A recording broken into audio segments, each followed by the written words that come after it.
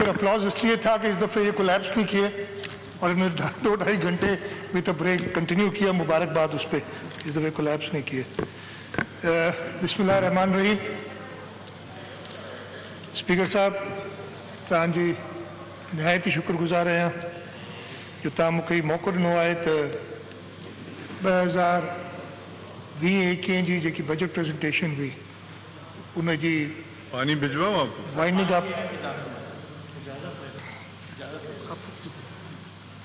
Winding up speech कयां। Sir मां शुरू करण खां पहिरीं, छाकाणि जो ये कोविड के सिलसिले में पाण एहतियात पे कयो, मूं कल्ह बि इहा ॻाल्हि कई हुई जंहिं तरीक़े सां तव्हां इहो सेशन हलायो पिया, मां वधीक उन ते पोइ ॻाल्हाईंदुसि, पर मां नॉर्मली त कोशिशि कंदो आहियां त कंप्लीट अटेंड कयां बजट सेशन। हिन साल मूं रिमोटली तक़रीबन सभु स्पीचिस ॾिठियूं ऐं जॾहिं मां थोरो कॉमेंट कंदुसि त उन ते ॿुधाईंदुसि बि त कीअं छा चयो। त मां शुरू करण खां पहिरीं जेके मूं ॿुधायो त न अची सघियो हुअसि, जेके पोइ ॾींहंनि में कुझु माण्हू वफ़ात पाए विया आहिनि, ख़ासि तौर ते मुफ्ती नईम साहब, अल्लामा तालिब जौहरी साहब, निसार सिद्दीकी साहब, तारिक अज़ीज़ साहब ऐं उनजे अलावा जेके बि ख़ासि तौर ते कोविड जे सिलसिले में, कोविड जी वबा में, इन मर्ज़ में गुज़ारे विया आहिनि, उन लाइ दुआ कंदुसि।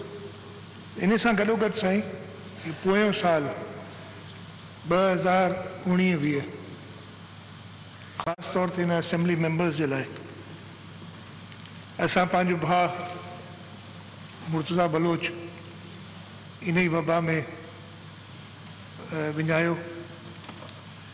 उनजे अलावा हिन लास्ट ईयर में साईं पीर ग़ुलाम शाह जिलानी, साईं अली मर्दान शाह ऐं असांजी भेण शहनाज़ बेगम, उहे वफ़ात करे विया। मां ज़रूरी आहे त असां हुननि खे हिन वक़्तु यादि कयूं जॾहिं असां नेक्स्ट ईयर जी बजट ॾियूं पिया, छाकाणि त हिकिड़ो इम्पोर्टेंट मौक़ो थींदो आहे। साईं मां पंहिंजी बजट स्पीच या जेको वाइंडिंग अप स्पीच आहे उनखे फॉर्मली स्टार्ट करण खां पहिरीं हिकु दफ़ो वरी, छाकाणि जो मूंखे मौक़ो न विञायो आहे। कल्ह बि जॾहिं मूं थोरी देरि ॻाल्हि कई त इहा ई ॻाल्हि कई हुअमि, मां पंहिंजे फ्रंट लाइन वर्कर्स खे, पंहिंजे हेल्थ वर्कर्स खे, पंहिंजी पुलिस, रेंजर्स, आर्म फोर्सिस ऐं असांजा मीडिया जा दोस्त जंहिं इन वबा जे दौरान पंहिंजो फ़र्ज़ु निभायो आहे, असांजी जानूं बचाइण लाइ पंहिंजी जानूं जो मुश्किल में विधियूं अथऊं, उन्हनि सभिनी खे ख़िराज तहसीन पेश करणु थो चाहियां।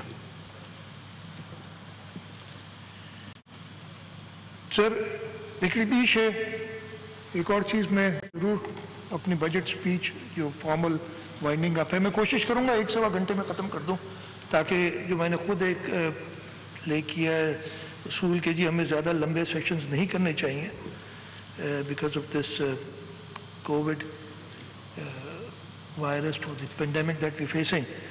लेकिन कुछ ज़रूरी बात है, मैं एक और चीज़ ज़रूर बताना चाहता हूँ कि पूरे सिंध के साथ और ख़ास तौर पे कराची शहर के साथ, इसलिए कि कराची शहर में अब हुआ है, बाकी तो हेस्को और सेप्को ने जो हालात देई सिंध की थी उससे मेरे सब दोस्त वाकिफ़ हैं। और अभी के इलेक्ट्रिक ने ये काम शुरू किया, मुझे समझ नहीं आ रही है। के इलेक्ट्रिक कहती है कि मुझे फर्नेस ऑयल नहीं मिल रहा, पीएसओ कहती है फर्नेस ऑयल हम दे रहे हैं, के इलेक्ट्रिक कहती है हमें गैस नहीं मिल रही, सुई सदन गैस कंपनी कहती है हमने गैस दे दी।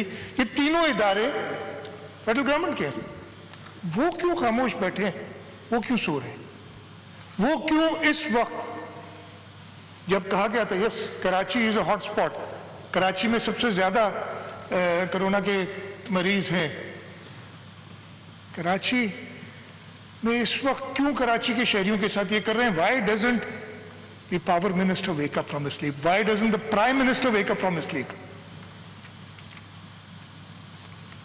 मैं बहुत सख्त मजम्मत करूंगा फेडरल गवर्नमेंट की कि जिस तरीके से हर चीज़ की किल्लत, वो सरदार शाह साहब ने कहा था, आगे मैं जिक्र कर लूंगा उसका, कि बिजली की भी किल्लत इस वक्त में, जब कहते हैं कि जी बड़े लॉकडाउन किए हैं, स्मार्ट किस्म के लॉकडाउन किए हैं, और लाहौर तो तकरीबन पूरा बंद है स्मार्ट लॉकडाउन में, तब बिजली की कमी क्यों हुई है आपको कि आप बिजली नहीं पहुंचा सक रहे, फर्नेस ऑयल नहीं पहुंचा सक रहे, बिजली की तेल की कीमतों ने नोज डाइव की लेकिन आप लोगों को तेल नहीं दे सक रहे। तो मैं सख्त मजम्मत करता हूं अपनी तकरीर शुरू करने से पहले। इस वक्त हमारे पास, और सारे लोगों ने इस पर बात की है, तो मुझे, मेरा ख्याल है मुझे समाप्त करना चाहिए। मैंने अपनी बजट स्पीच में भी जिक्र किया था।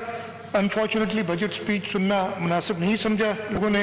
मैं शुक्रगुजार हूँ, हमने कोई रिएक्ट नहीं किया, मैंने अपने लिए हैं।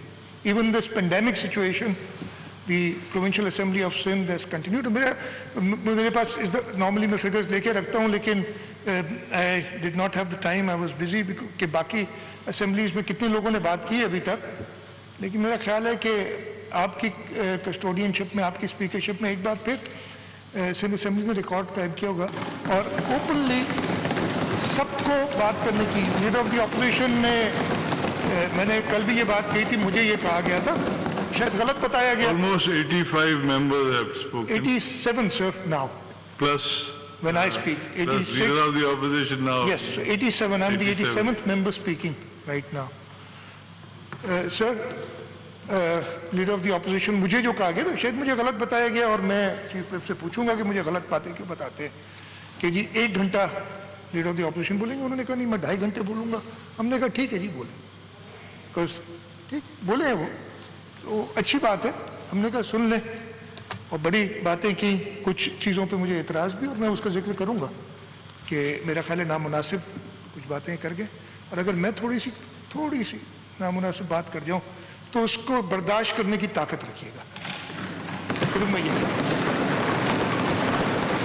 मैं शुरू करूंगा, जैसे मैंने कहा कि बाकी सब ने, ये सबसे बड़ा क्राइसिस जो हमारे मुल्क को 1947, 14 अगस्त 1947 में हमने आज़ादी पाई, और सबसे बड़ा क्राइसिस जो हमारे मुल्क को हुआ है, कतर में आधा मुल्क गया, लेकिन अभी ये जो कोरोना कोविड का ग्लोबल पेंडेमिक है, लेकिन हम भी इससे बहुत ज़्यादा अफेक्टेड हैं।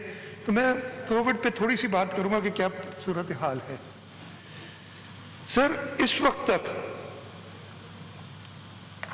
1,95,745 कोरोना के पॉजिटिव केसेस पूरे पाकिस्तान में हैं। टेस्टिंग की जहां तक ताल्लुक है, मैं सिर्फ बता दूंगा कि सुबह बलूचिस्तान में 46,023 टेस्ट हुए हैं, 623 सॉरी। खैबर पख्तूनख्वा में 1,35,671, पंजाब में 4,61,154, सूबा सिंध में 4,09,145। ये कल तक के, कल जो रात को 10 बजे सुबह हमें ये रिपोर्ट मिलती है उसके हैं डेटा। Total deaths 3,962। मेरे ख्याल है जब वाइल आई एम स्पीकिंग शायद 4,000 क्रॉस कर गया होगा ये नंबर। 4,000 के करीब या 4,000 से ऊपर डेथ्स हो गई हैं इस पेंडेमिक से। जो मैं चीज़ आपको बताना चाहता हूँ, सूबा सिंध में सबसे ज़्यादा अफेक्टेड लोग थे, 75,168। उसके बाद Punjab 71,987 and the other provinces में केपी 24,303 और बलूचिस्तान 9,946। सर, सिंध गवर्नमेंट ने क्या किया, मैं पूरी स्टोरी नहीं दोहराऊंगा, लेकिन सिर्फ रिजल्ट्स बताऊंगा। ये ना, ये मैंने बहुत सुना ये हो जाएगा नहीं, जो हो गया है वो बताऊंगा आज सिर्फ मैं, और जो नियर फ्यूचर में होना है जिसको मैं बड़े भरोसे से कह सकता हूं कि ये होगी चीजें। सर, हमने रिकवरीज जो सूबा सिंध में हुई हैं वो 40,740 यानी 54% लोगों ने रिकवर किया है सूबा सिंध में। उसके बाद सूबा खैबर पख्तूनख्वा में 47% लोगों ने रिकवर किया है। उसके बाद सूबे बलूचिस्तान में 38% लोगों ने रिकवर किया है और सूबा पंजाब में आज अभी तक 29% लोगों ने रिकवर किया है। स्टिल इन्फेक्टेड केसेस, दो हमारा टोटल नंबर ऑफ केसेस ज़्यादा थे, स्टिल इन्फेक्टेड केसेस हमारे 33,250 हैं और सूबे पंजाब में तकरीबन 49,349, बलूचिस्तान में 6,100 और खैबर पख्तूनख्वा में 11,975। तो हमने क्यों ये हमारी परफॉर्मेंस जो थी थोड़ी सी बेहतर इन टर्म्स ऑफ रिकवरी। मैं एक और चीज़ बता दूं, ये बड़ी बातें हुई हैं। इस वक्त तक जो फर्टिलिटी रेट है सिंध सूबे का सबसे कम बलूचिस्तान सूबे का है, 1.1% रिपोर्टेड केसेस में जो डेथ्स हुई हैं। उसके बाद सूबे सिंध है 1.57%, फिर सूबा पंजाब है 2.26% और खैबर पख्तूनख्वा 3.62%। तो ये नंबर्स में देखिए, ये पूरे पाकिस्तान को फेस कर रही है पेंडेमिक, और इसीलिए मैं कह रहा था कि हमने सबसे, लेकिन हमने बिकॉज इधर बड़ी बातें हुई कि सुबह हमने सिर्फ बातें की हैं कि रिजल्ट्स हेल्थ डिपार्टमेंट के, हमारी हेल्थ मिनिस्टर डॉक्टर अजरा पेचू, हमारी जो टीम थी, हमारे सब लोग और सब ने कोऑपरेट किया। मैं आज वो बात बताऊंगा, कल इन्होंने जिक्र किया था कि कैसे हमने एग्री किया था, लीडर ऑफ द ऑपोजिशन ने, गवर्नर साहब भी साथ थे उस मीटिंग में, और मुझे हैरत सिर्फ ये हुई कि कल उन्होंने कहा कि जी हमने प्राइम मिनिस्टर से पूछा और फिर एग्री किया, लेकिन हैरत इस बात की, ये 22 मार्च 2020 की बात है, जब हमारी मीटिंग हो रही थी उस वक्त प्राइम मिनिस्टर साहब तकरीर कर रहे थे कि लॉकडाउन नहीं होना चाहिए। आज कह रहे हैं कि हमने 13 मार्च से लॉकडाउन कर दिया था। 22 मार्च की तकरीर उठा लें, जब हम मिल रहे थे उधर चीफ मिनिस्टर हाउस में बैठे थे, प्राइम मिनिस्टर ने कहा कि लॉकडाउन नहीं होना चाहिए, और उस दिन रात को एक टीवी एंकर ने मेरे उस पर प्रोग्राम कर दिया कि जी सूबा सिंध के चीफ मिनिस्टर डिफाई कर रहे हैं प्राइम मिनिस्टर को। तो मैंने फिर उनसे बात की थी और उन्होंने अगले दिन मुझे अपने शो पे लिया था और वो क्लैरिफिकेशन भी मैंने दी थी। हाँ जी, इन टर्म्स ऑफ हमने क्या किया, ये मैंने पहले बताया था, टेस्टिंग हमने अपनी बढ़ाई।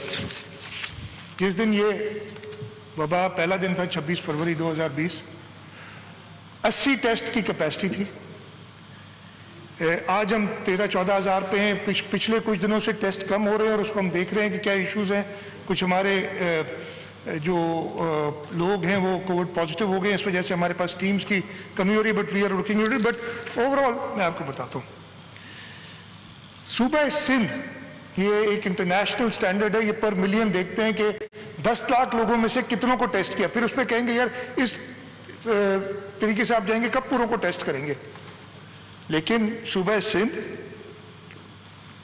8,585 टेस्ट पर मिलियन। पूरे पाकिस्तान का एवरेज ले लें और उसमें सूबा सिंध ऑब्वियसली शामिल है, इसलिए हमने एवरेज बढ़ाया पाकिस्तान का 5,403। भारत पाकिस्तान से उन्होंने ज्यादा टेस्ट किए, 5,000 कहना चाहता, लेकिन मैं बताना चाहता हूं इधर के क्या किया आपने, उसका जवाब देना चाहता हूं। पंजाब मैंने बताया ना 8,585 test per million in Sindh, Punjab 4,192, KP के 3,822 एंड बलूचिस्तान 3,730। सर जो एक और, हाँ ये एक स्लाइड मेरे पास, मैं पिछले 25 दिन का डेटा मेरे पास है कि मैं लाना भूल गया, नहीं है सर। ये महीना जून का 26 तारीख है, 25 जून यानी जो ये इन्फेक्टिव ये जो 26 फरवरी से नहीं 1 जून से मैं देख रहा हूँ। अब तो सबने प्रिपेयर कर लिया ना, everybody was not taken of guard. हमने तो सुना था कि पता नहीं जनवरी दिसंबर से पहले से काम शुरू हो गया था, अभी कोविड का पता नहीं था, लेकिन हमारे कुछ सूबों ने काम शुरू कर दिया था इस पर। बड़ी अच्छी बात है, उनको एडवांस वो टेलीपैथी हो गई थी कि ये वबा आने वाली है, अच्छी बात है। लेकिन अब तो सब पिछले 25 दिनों में, पहली से लेके 25 जून तक सिंध ने 2,28,342 टेस्ट किए हैं, पंजाब ने 2,21,981 टेस्ट किए हैं। मतलब अब तो सबने टाइम ले लिया ना, प्रिपेयर कर लिया। हम आधा सूबा है पंजाब से, लेकिन हमारे टेस्ट पंजाब से ज़्यादा हुए हैं। खैबर पख्तूनख्वा 74,720 और बलूचिस्तान 21,553। सो जो मैं ये एक्चुअली बताना चाहता हूँ कि पिछले 25 दिन में जो हमारे टोटल केसेस है ना, मैंने 1,95,000 और कुछ बताए थे, इनमें पिछले 25 दिन में 1,23,285 केसेस हुए। अगेन सिंध में सबसे ज्यादा 46,923, पंजाब 45,747 और बाकी दोनों सूबे। इन्फेक्टिविटी रेट, और मैं आगे इसकी जिक्र करूंगा, सूबा सिंध का 20.55%।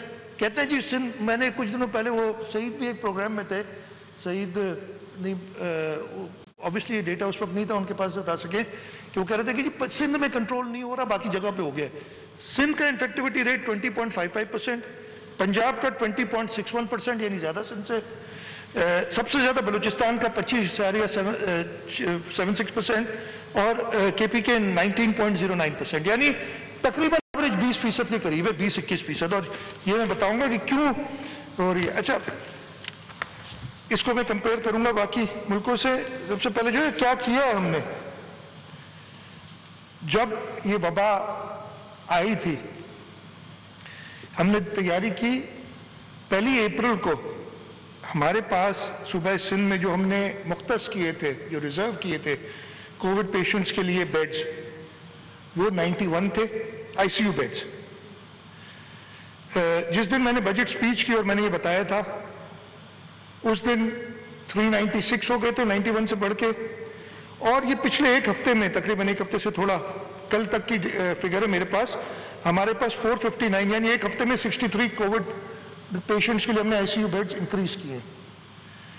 इस तरीके से एचडीयू बेड्स की तरफ आ जाए। हमने जब शुरू किया था, यानी 1 अप्रैल में शुरू नहीं कह रहा इसलिए कि जब पेशेंट्स आने शुरू हुए ज़्यादा, 1 अप्रैल को 79 बेड्स थे। जिस दिन मैंने तकरीर की थी उस दिन 739 एचडीयू हाई डिपेंडेंसी यूनिट्स जो हैं, जहाँ पे ऑक्सीजन पेशेंट्स को देने, उतने बेड्स थे। कल ये 739 से बढ़ के एक हफ्ते में 1569 हो गए, 830 की इंक्रीज हुई है। और इंशाल्लाह by the end of July, मैं जून का नहीं नंबर देता, 606 हमारे पास हो जाएंगे जो प्लान है, लेकिन शायद इससे ज़्यादा हो जाए। इस वक्त ये प्लान है।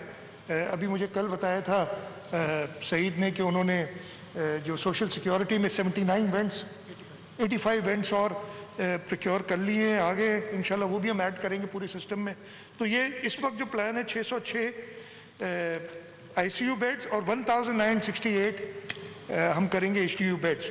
लेकिन जो इस वक्त हो गए वही बता दिया। अच्छा, कराची, बिकॉज ऑब्वियसली कराची को हमने देखना चाहिए। कराची के अंदर 63 बेड्स थे हमारे पास आईसीयू के, पब्लिक सेक्टर की बात कर रहा हूँ मैं, व्हेन वी स्टार्टेड। और आज से एक हफ्ता पहले तक जिस दिन बजट की थी वो 306 हुए थे और 23 बेड्स और हमने ऐड किए, इसमें 329 हो गए। जहाँ तक एचडीयू बेड्स, बिकॉज एचडीयू का इशू हमें ज़्यादा आ गया था और इसी वजह से हमने वो जो एक्सपो सेंटर था उसको भी कन्वर्ट किया है into 140 bed HDU hospital and 8 ICU beds भी हैं उसमें। 635 थे एचडीयू बेड्स 17 जून तक, 62 से शुरू हुए थे और कल 1117 यानी 482 बेड्स हमने ऐड किए। अब आपने कहा होगा कि जी इतना ऐड कर दिया, फिर मसला क्या है? ये आपने सारा किया है इसलिए कि हम समझते हैं कि वबा अभी हमारे साथ रहेगी, बिकॉज हमारी अपनी गलतियां हैं।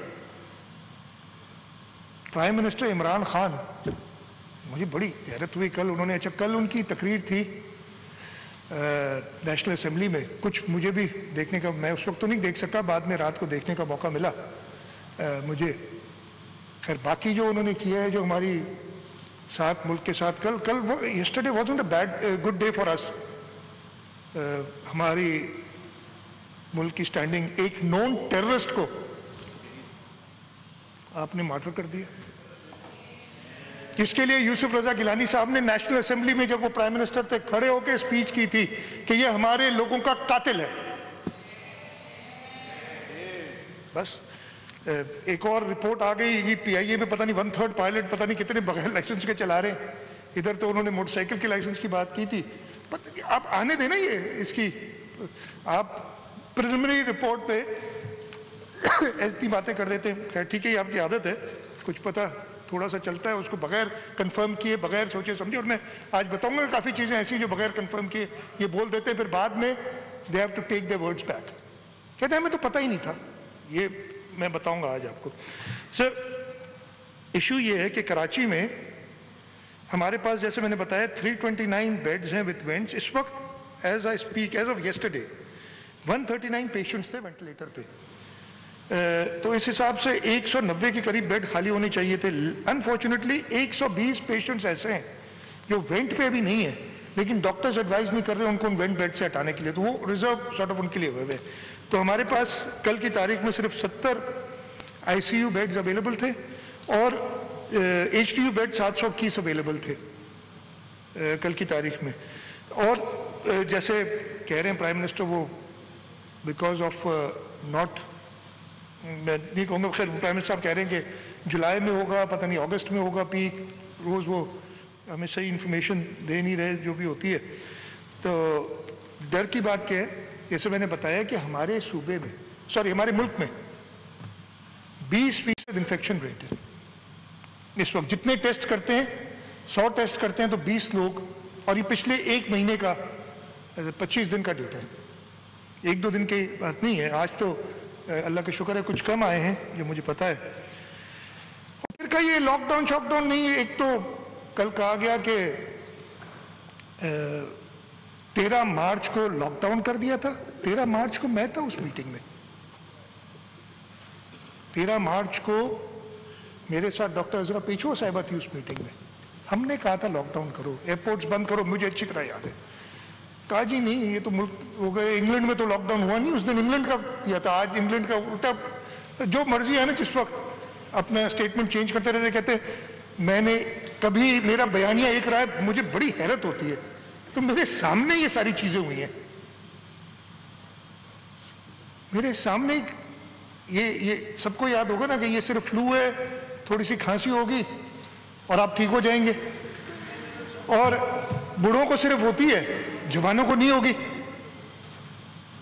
हमारा मुर्तजा बलोच कोई इतना बड़ा उम्र का तो नहीं था, उसके जाने का टाइम नहीं था ये, लेकिन ये मैसेजेस थे जो जा रहे थे।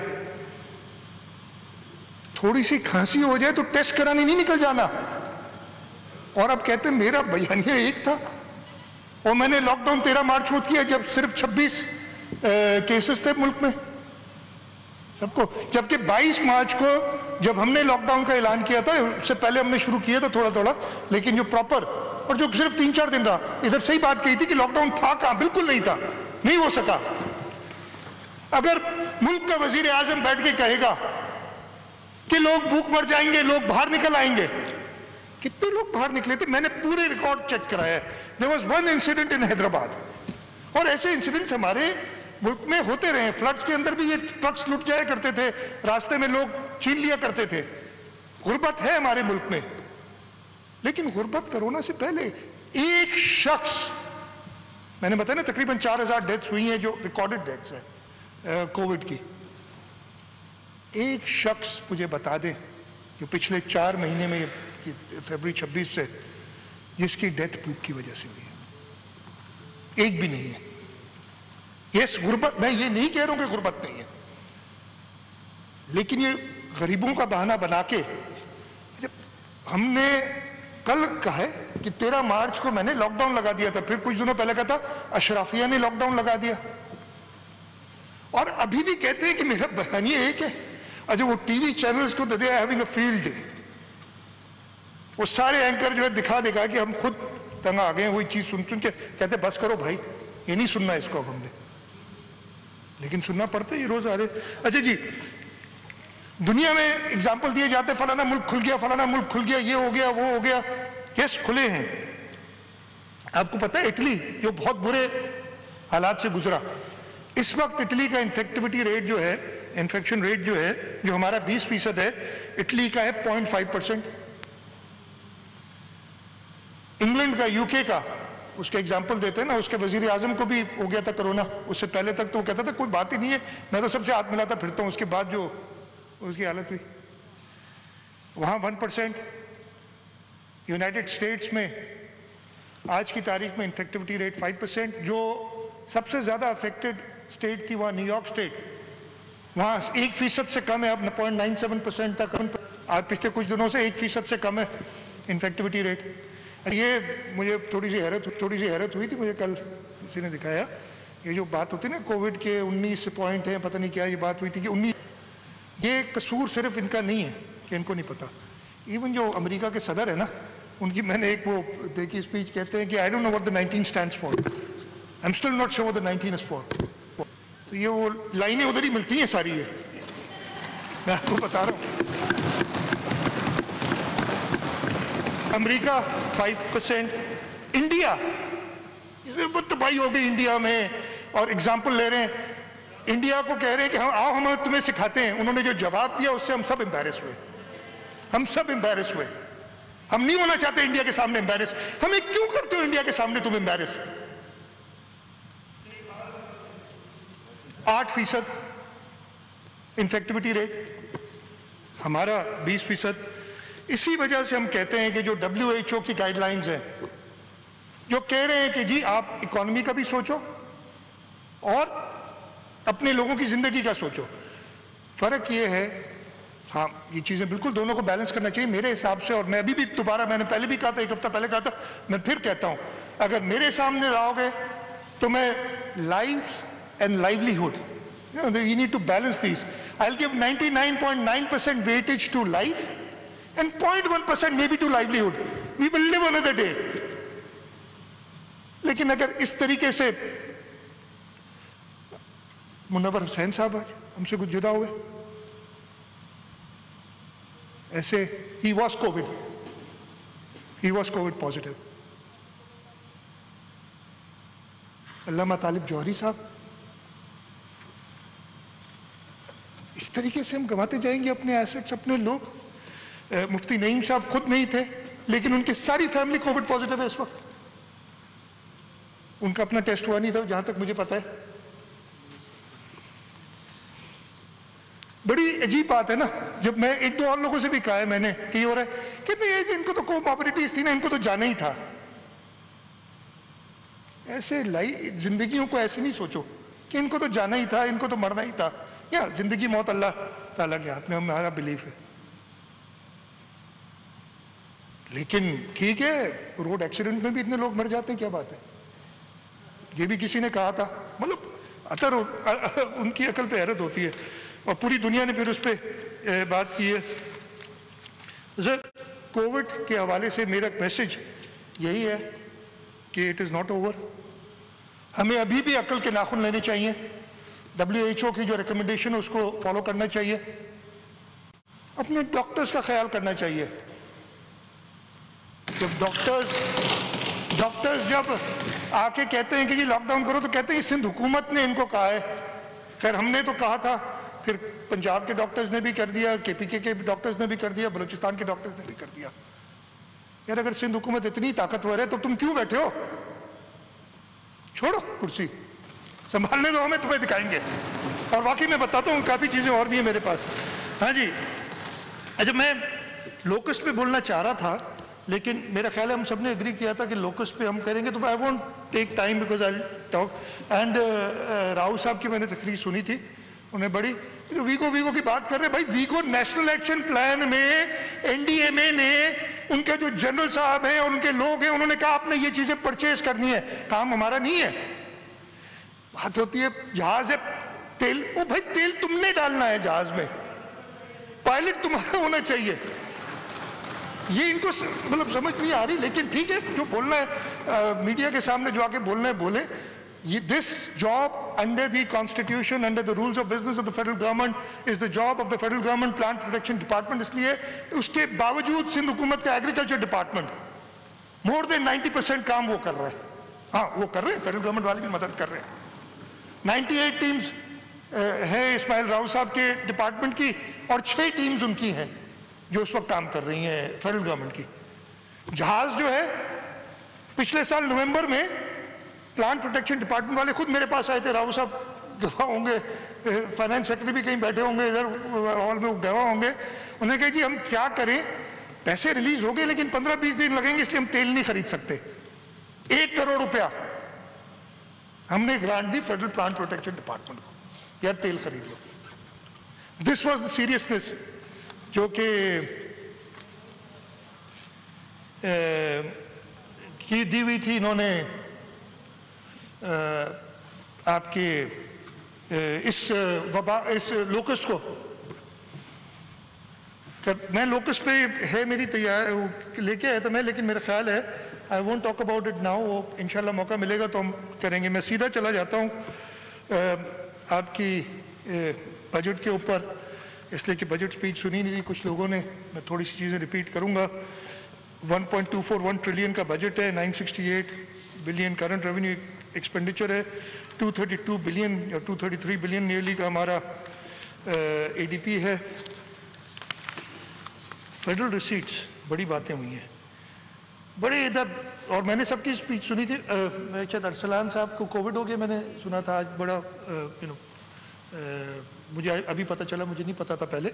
उनकी स्पीच मैंने हर की सुनी, बिलाल गफ्फार साहब की भी स्पीच सुनी थी, वो उस पर थी। इसलिए कि इन दो लोगों ने ज़्यादा बात की थी regarding the what the federation के। बड़ी चीख के चिल्ला के कहा गया कि फेडरेशन जो है 78% जो सूबा डिपेंड करता है फेडरेशन पे, वो कैसे करेगा, अपने पांव पे खुद कैसे खड़ा होगा।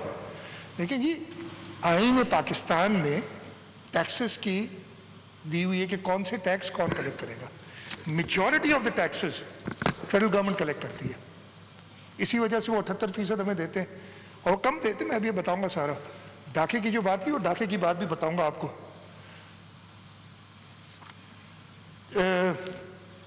उन्होंने कहा जी 78% देता है, तो मैंने क्या किया, मैंने कहा यार ऐसे नहीं मानेंगे, ये आप जाकर ले लीजिएगा, मैं नहीं दूंगा आपको इसलिए कि मुनासिब नहीं है। लेकिन ये इंटरनेट पे अवेलेबल है, पंजाब का भी बजट है, सिंध का तो आपके पास है, ये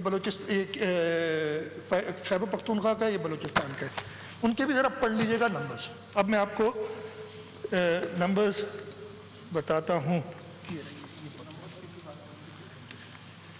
ठीक है जी। सिंध ने 2019-20 में जो फेडरल शेयर ऑफ टैक्सेस है, जो सिंध अगर 100 रुपये खर्च कर, 100 रुपये उसकी अर्निंग है, तो 70.04%, 70 रुपये 4 पैसे हमें दे रहा है वफाक। अगले साल 2020-21 में, इसलिए वफाक ने, और उसकी मैं बात करूंगा, 4.9 ट्रिलियन का उन्होंने बड़ा अच्छा टारगेट रखा है। इस दफ़े भी कहा था honourable leader of the opposition ने कि मेरा कप्तान कहता है कि टारगेट बड़े रखने चाहिए, इसने 5.5 ट्रिलियन रखा था, उस वक्त कहा था नहीं पॉसिबल है, लेकिन नहीं माने। और मैं बताऊंगा ये कोविड के ऊपर नहीं सारी आप ब्लेम डालें। अगले साल 72.59%, और 2018-19 के एक्चुअल नंबर्स, इसलिए एक्चुअल भी आ जाते हैं ना, ये तो इस साल भी अभी एस्टिमेट्स हैं, रिवाइज एस्टिमेट्स हैं, अगले साल के तो प्योर एस्टिमेट्स हैं, पता नहीं क्या होंगे। और एक्चुअल नंबर्स ये भी आपकी बजट बुक्स में होते हैं। जो 2018-19 के तो जो पहला साल था पीटीआई की फेडरल गवर्नमेंट का, 76.12% सिंध का जो फेडरल था। हमने कहा यार ज़रूर कोई हम शायद नहीं काम कर रहे, पंजाब को देख लें, पंजाब का कितना फीसद वफाक से मिलता है उनको जो वो बजट बनाते हैं। 2019-20 में हमारा 70%, एस्टिमेट जो अभी नंबर्स रिवाइज एस्टिमेट्स जो हैं उनका 85.51%। 2020-21 अगले साल हमारा 72.59, उनका 86.64%।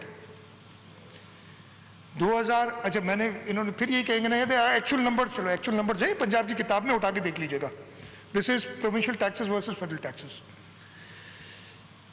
एक्चुअल हमारे कितने थे मैंने बताया था 76.12%, 76.12%। पंजाब 85.83%। वो अच्छी बात है यार, फेडरल, इसलिए कि टैक्सेस फेडरेशन ले रही है। लेकिन अगर कोई सूबा अपने पांव पे खड़ा है बाकी सूबों से, उस सिंध में आगे उस सूबे का भी जिक्र करूंगा जहां पिछले 7 साल से ये हुकूमत पीटीआई की है। KPK 2019-20 revised estimates, Sindh 70%, Punjab 85%, almost 86%, Khyber Pakhtunkhwa 92.86% federal government से मिलता है, 8% अपने टैक्सेस जमा करते हैं, नियरली 93%। अगले साल सिंध 73%, मैं राउंड ऑफ कर लेता हूं, पंजाब 87%, खैबर पख्तूनख्वा 94%। अजय जी कहें यार ये तो फिर आपने वही किया है ना, पुराना नंबर दे रहे हैं तो एस्टिमेट से पता नहीं क्या होगा। एक्चुअल्स बता देता हूं आपको। सिंध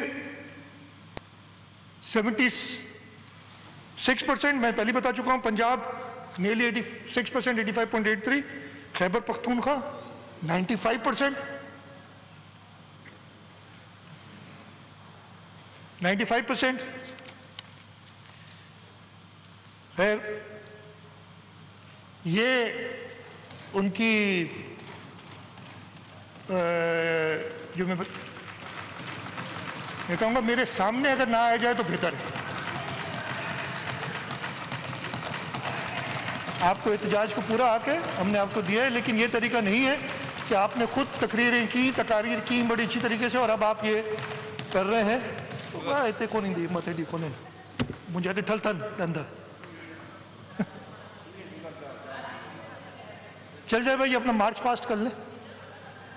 सलामी दे रहे हैं पता नहीं, बहुत शुक्रिया, आगे चले।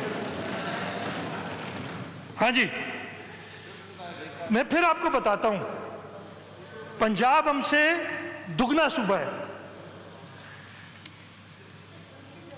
सिंध के टैक्सेस एक्चुअल जो कलेक्शन थी 2018-19 की, बड़ी आप करते ना, आपने नहीं किए, हमसे दुगना सूबा होने के बावजूद हमने किए 178 बिलियन कलेक्ट, 177.3 बिलियन। पंजाब ने 191.6 बिलियन, 21 अरब रुपए, बल्कि 20 का 14 अरब रुपए हमसे ज्यादा। और खैबर पख्तूनख्वा जो सबसे 7 साल से जहां इनकी हुकूमत है, 20 अरब रुपए के टैक्स इन्होंने कलेक्ट किए।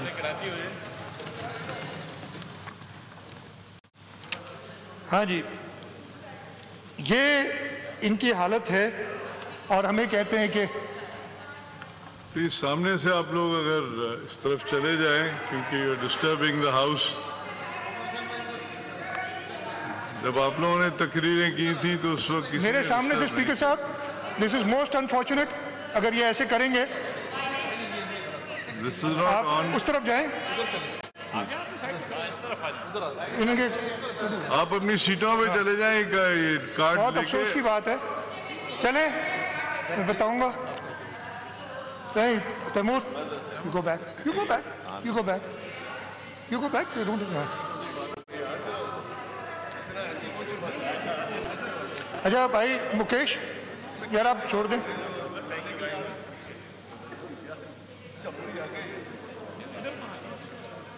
ठीक है जी, मैं बोलता हूँ ये भले मैं एहतजाज, लेकिन ये कोविड की जो धज्जियां उड़ाई जा रही है ना, जो कोविड की धज्जियां उड़ाई जा रही हैं, ये तो टोटली एसओपी के खिलाफ ये सारी स्पीकर साहब आप पे मैंने भरोसा करके और ये किया था, बट दिस इज सैड ये कर रहे हैं। ये मेरा ख्याल है कि बहुत ही गलत है। पॉइंट आउट किया था हमारे कुछ हमारी भी हो गई थी। yesterday 2 of the members have come positive, तो वो भी ऐसी हरकतों की वजह से वो हुआ है।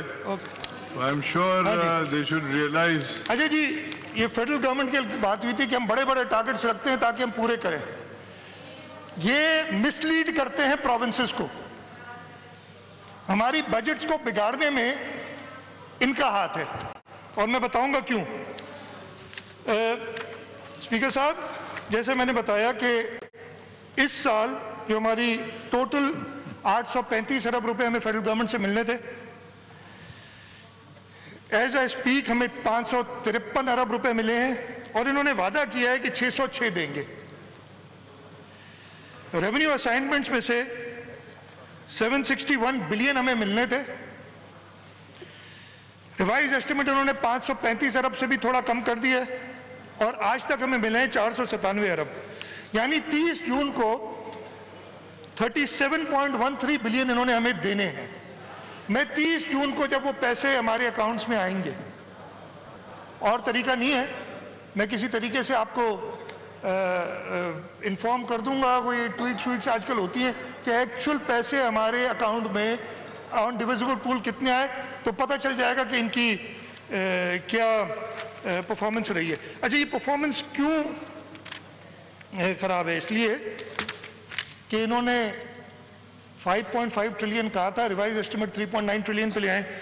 चलिए, इस साल तो कोविड है, ब्लेम इट ऑन कोविड, मुझे किसी ने बताया था, इसलिए कि इनके भी लोग जो है ना वो आके बातें बताते हैं, हमारी भी बातें छुपती नहीं है।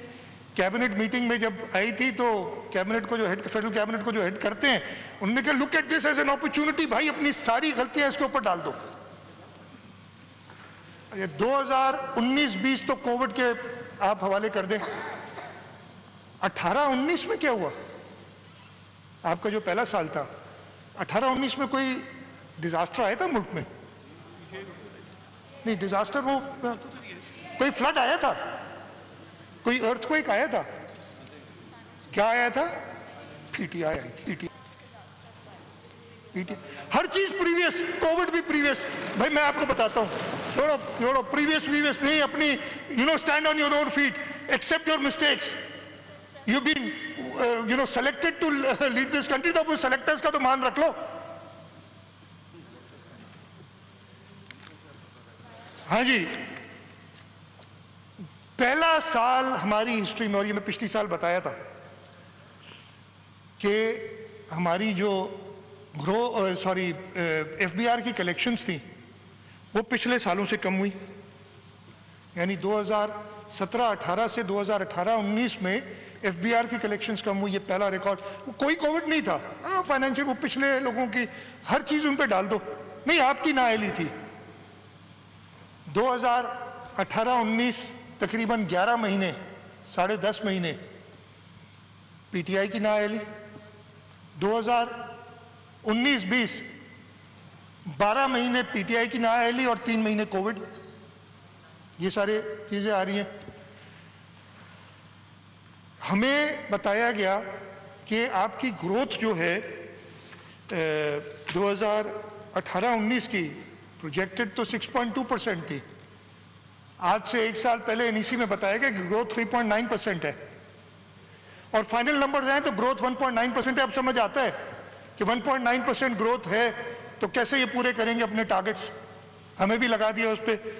अगले साल के लिए कह रहे हैं कि जी 4% ग्रोथ, सॉरी इस साल के लिए इन्होंने 4% ग्रोथ रखी 19-20। अब हमें कह रहे हैं it is going to be -0.4%। मैं आपको अभी लिख के दे दूं, ये नंबर्स भी गलत है। IMF, वर्ल्ड बैंक अपने अपने निकाले हैं, वो कह रहे हैं -2.6% आपकी होगी, इकॉनमी नीचे जाएगी -2.6% से। इसी सिलसिले में मैं आपको ये बता दूं, कल लीडर ऑफ द ऑपोजिशन ने बड़ी डॉन की खबर लेके आके बता दी कि पूरी दुनिया नीचे जा रही है। लेकिन आपने क्या किया है? 18-19 में पाकिस्तान की ग्रोथ 1.9%, जो पहले नहीं मान रहे थे लेकिन अब उन्होंने कर दी है। इंडिया की ग्रोथ थी 6.8%। ये पीटीआई जब से आई ना तब से मैं कह रहा हूँ। बांग्लादेश में सिर्फ रीजन को कंपेयर कर रहा हूँ, 8.1%। 19-20 में हमारी जो पाकिस्तान खुद कह रहा है -0.38%, लेकिन मेरे ख्याल से ये -2.6% होगी और वर्ल्ड बैंक कह रहा है और IMF। इंडिया 4.2% और बांग्लादेश 7.2%।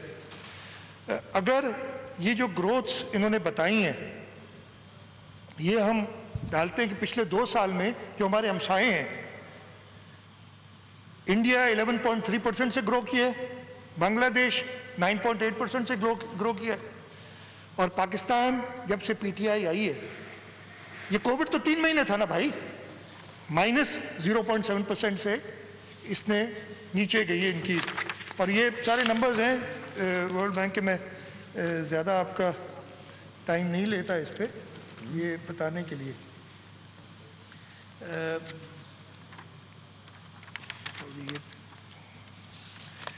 क्या इसके अलावा अब ये जो कह रहे हैं कि जी अगले साल, मैं अभी कह रहा हूँ कि हम अपने टारगेट शायद पूरे ना कर सके, इसलिए नहीं कर सके कि आपके सारे जो एस्टिमेट्स हैं वो ठीक नहीं है। अच्छा, इधर फिर कल एक्चुअली नेशनल असेंबली में, मुझे नहीं पता था कि नेशनल असेंबली मैंने बाद में सुनी, इधर मैंने लीडर ऑफ द अपोजिशन को सुना था कि हमारी टैक्स 17% से ग्रो की है 9 महीने में। गलत। मार्च 2019 तक, यानी 1 जुलाई 2018 से 31 मार्च 2019 तक एफपीआर ने कलेक्ट किए थे 2.705 ट्रिलियन।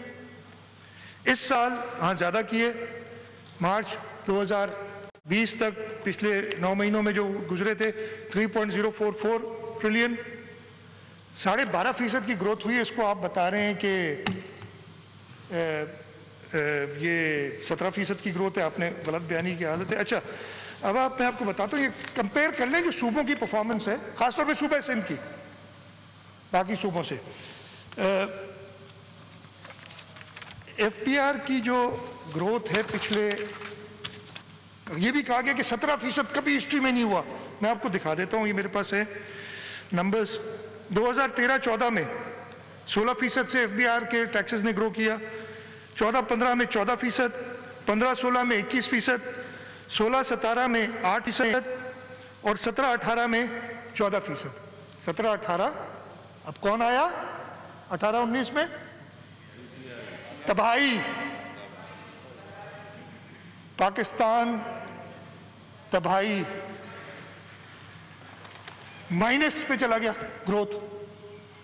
पहले साल माइनस में, इस साल शायद कोई 0.23% ज़्यादा करें, 3.9 ट्रिलियन की बात कर रहे हैं, 3.8 लास्ट ईयर था, शायद थोड़ा सा मार्जिनली या तकरीबन बैलेंस करें। अब आ जाए सिंध के ऊपर। हमारा स्टेलर टैक्स हम जो कह रहे हैं हमने वाकई ग्रो की है। सिंध रेवेन्यू बोर्ड, उसके टैक्सेस में आपको बता देता हूँ।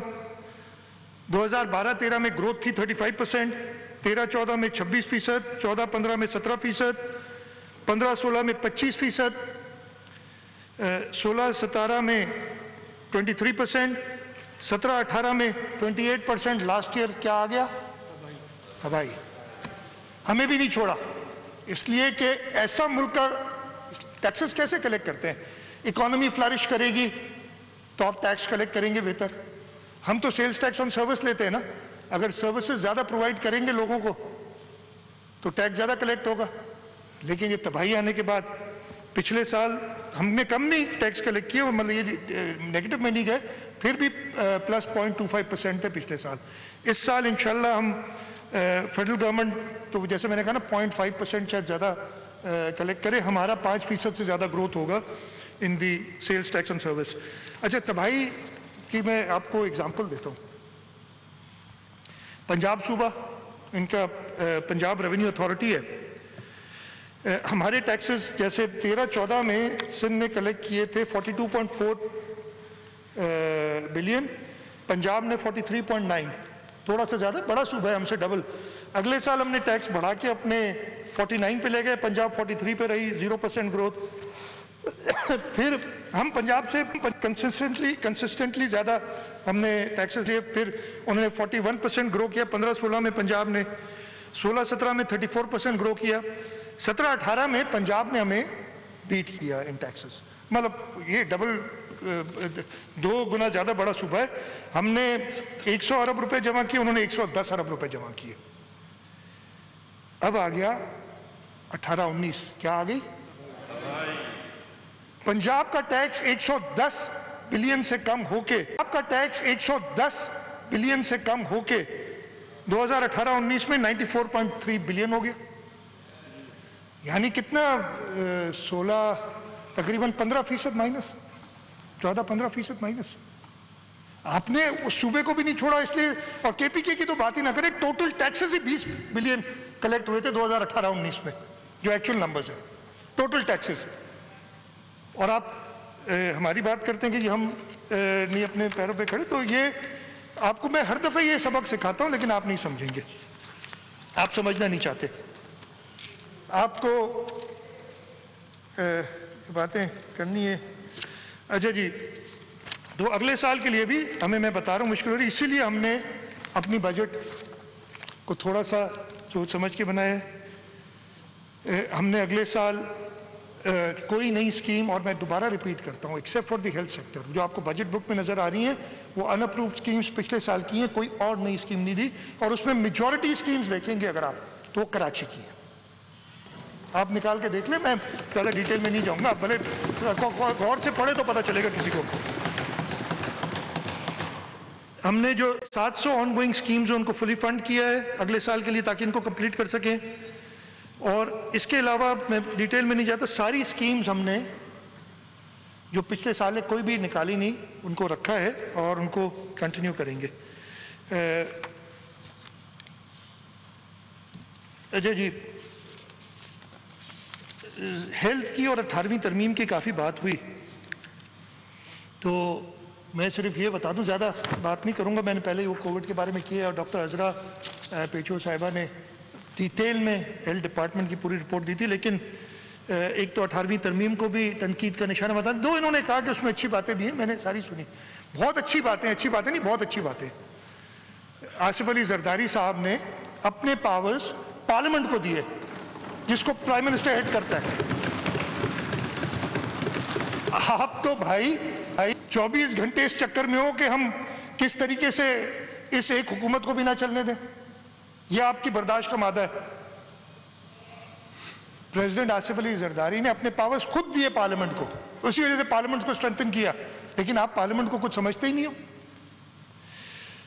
खैर, मैं सिर्फ हेल्थ के शोबे में बता दूं कि हॉस्पिटल बेड्स पर मिलियन जब 18वीं तरमीम जिस दिन नाफिज हुई थी, उस दिन पंजाब में तकरीबन 500 बेड पर मिलियन थे, और लेटेस्ट 2018 में ये बढ़ के 540 बेड्स पर मिलियन हुए, 40 बेड्स का इजाफा हुआ पर मिलियन पंजाब में।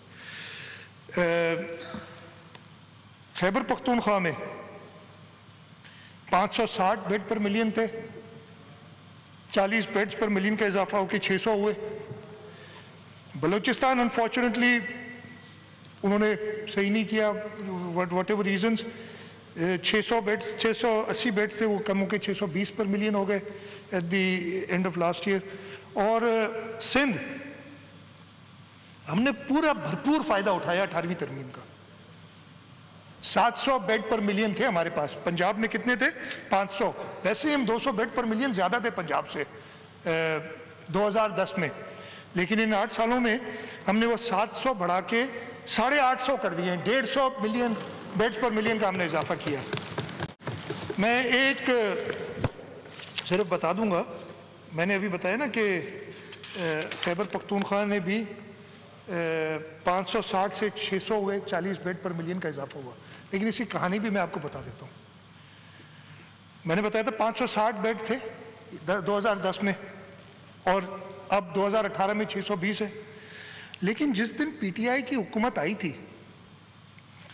खैबर पख्तूनख्वा ने तकरीबन 100 बेड का इजाफा किया। तो उससे पहले 2008-10 से लेकर 2013 तक 560 से 660 पे चले गए थे, और जब से पीटीआई की हुकूमत आई वो 660 से गिर के 620 बेड। इसीलिए ये प्रॉब्लम हो रही है। मैंने कहा ना, ये फर्टिलिटी रेट, ये इश्यूज हैं। इन इश्यूज को हमने सोचा, हम चाहते हैं कि सारे प्रोविंसेस बेहतर करें। ये इश्यूज हैं, इन इश्यूज को हमने सोचा, हम चाहते हैं कि सारे प्रोविंसेस बेहतर करें। अच्छा जी, इधर एजुकेशन पे बड़ी बातें की। मुझे एक I am going to tread on some difficult turf now. क्या रखा मैंने, मैं शेरो शायरी आप सबको पता है मुझे कोई आती वाती नहीं है, बहुत मुश्किल काम है मेरे लिए। लेकिन कल नहीं 2-3 दिन पहले मेरी एक बहन ने, मैं नाम भूल गया हूँ, उन्होंने वो तकरीर की थी और उन्होंने हबीब जालिब की एक गज़ल के कुछ अशार पढ़े थे। जो वो अशार मैं सुन रहा था और मैं सोच रहा था यार ये कह किसको रही हैं, हमें तो नहीं कह रही, बहुत सिंपल है। ये वक्त आ गया है कि मेरे दोस्त वलीम आदिल शेख भी हबीब जालिब पढ़ रहे हैं आजकल, उन्होंने भी पढ़ी, उनके भी जवाब दूंगा। मैं मानता हूँ मैं कमज़ोर हूँ, लेकिन ये जो हबीब जालिब की नज़म है, जो गज़ल है, वो मैं पढ़ के सुनाता हूँ और फिर मैं बताता हूँ, आप खुद बताइए कौन किसके बारे में बात हो रही है। इस रऊनत से वो जीते हैं कि मरना ही नहीं, तख्त पे बैठे हैं यूं जैसे उतरना ही नहीं, यूं मैं वो अंजुम की वादी में उड़े फिरते हैं वो, खाक के जर्रों पे जैसे पांव धरना ही नहीं। इनका दावा है कि सूरज भी है इन्हीं का है गुलाम, शब जो हम पर आई है इसको गुजरना ही नहीं। ये सिंध के ऊपर जो शब आई हुई है ना, दिल भी इनके हैं सया खुराक जिंदा की तरह, इनसे अपना गम बयां अब हमको करना ही नहीं। इंतहा कर ले सितम कि लोग अभी हैं ख्वाब में, जाग उठे जब लोग तो इनको ठहरना ही नहीं।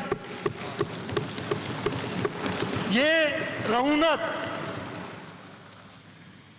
आप बुलाएं कोविड पे सो कॉल्ड कॉन्फ्रेंस, अपनी तकरीर करें और उठ के चले जाएं, सुने नहीं किसी और की, ये होती है रऊनत। ये है जो किसी, हम तो भाई this is not new for us, हुकूमतों में रहे, हुकूमतों से बाहर रहे, हमें कोई चीज नहीं है। आपको पहली बार आए, सिंधी में कहते हैं ना वो क्या चुना ढो या मैं जले या हाण्यो, हाँ यहाँ तो नंदू जले या मैं जले, ही ॿई शयूं कोन आहिनि, इन्हनि खां ढो कोन थींदो, सम्झ में ई कोन थी अचनि, सकाश क्या समझ में कौन थी अचन। सर मैं बात कर रहा था ना, बर्दाश्त बिल्कुल नहीं है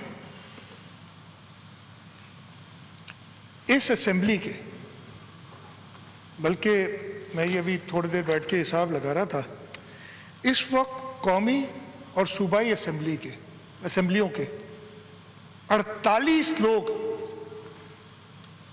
नैब में जवाब दें, कोई इंक्वायरी स्टेज पे, कोई इन्वेस्टिगेशन स्टेज पे, कोई रेफरेंस स्टेज पे।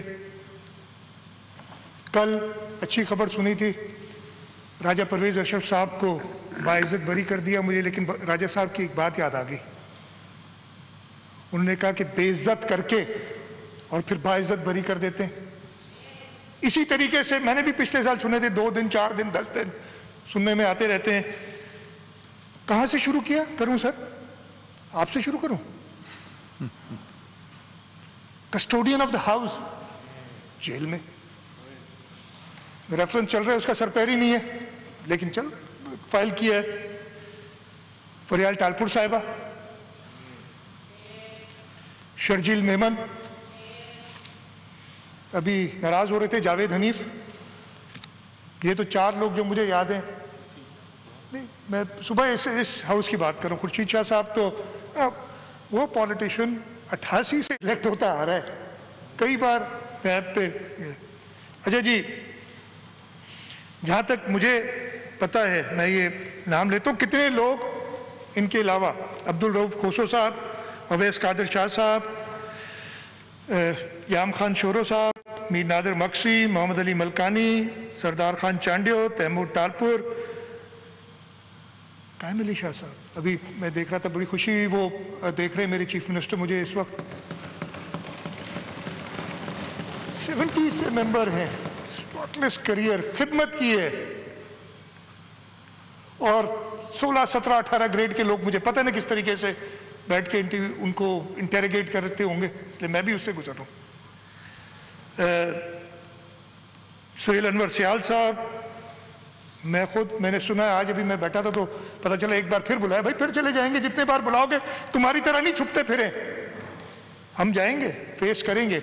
मेरे लिए तो मुझे याद है chief justice supreme court of Pakistan ने बुला के पूछा था कि तुमने किसके कहने पे बिलावल भुट्टो, जरदारी और चीफ मिनिस्टर सिंध का नाम डाला है JIT में, सबको याद होगा। ये किसके कहने पे? ये रऊनत बर्दाश्त नहीं है, बोलता क्यों है ये? तुम मेरे सिंध की आवाज बंद नहीं कर सकोगे, चाहे जितना कर लो।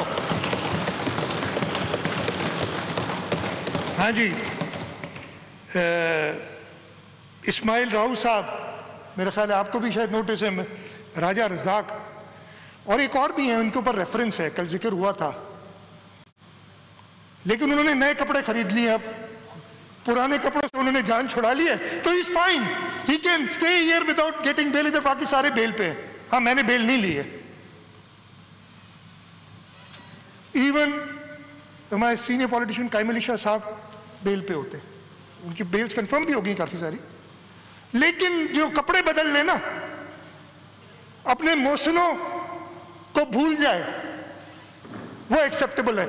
यहां पे आपको ऐसा और कोई नहीं मिलेगा। आप जो कहे वो कमजोर दिल के थे ना, वो चले गए।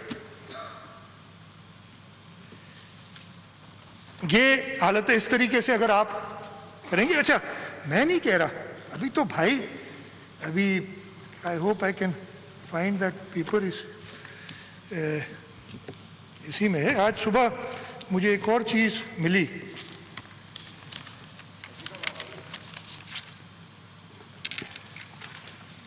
हाँ जी,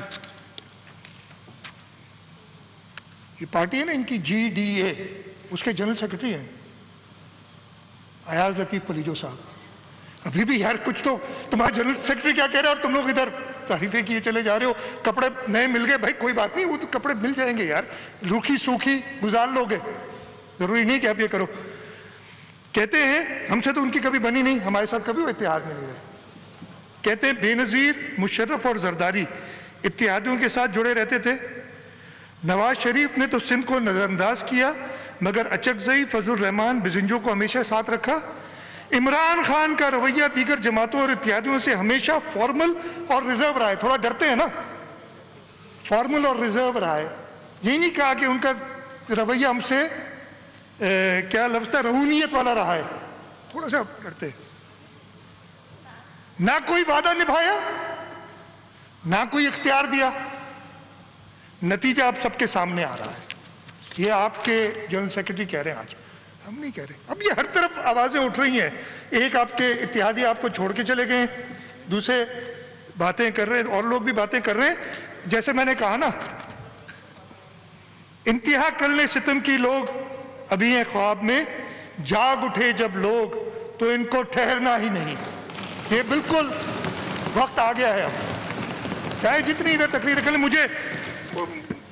मुझे छोटा भाई भी कहा mister bright but not always right. कभी कभी ठीक भी होता है। I don't claim I am always right. अल्लाह ताला की जात के अलावा कोई और नहीं कह सकता क्या मैं हमेशा ठीक हूं। But not always right, sometimes right. But I know my I would like to call him an elder brother, but sometimes his behavior in public is such that I don't want to. He's never right.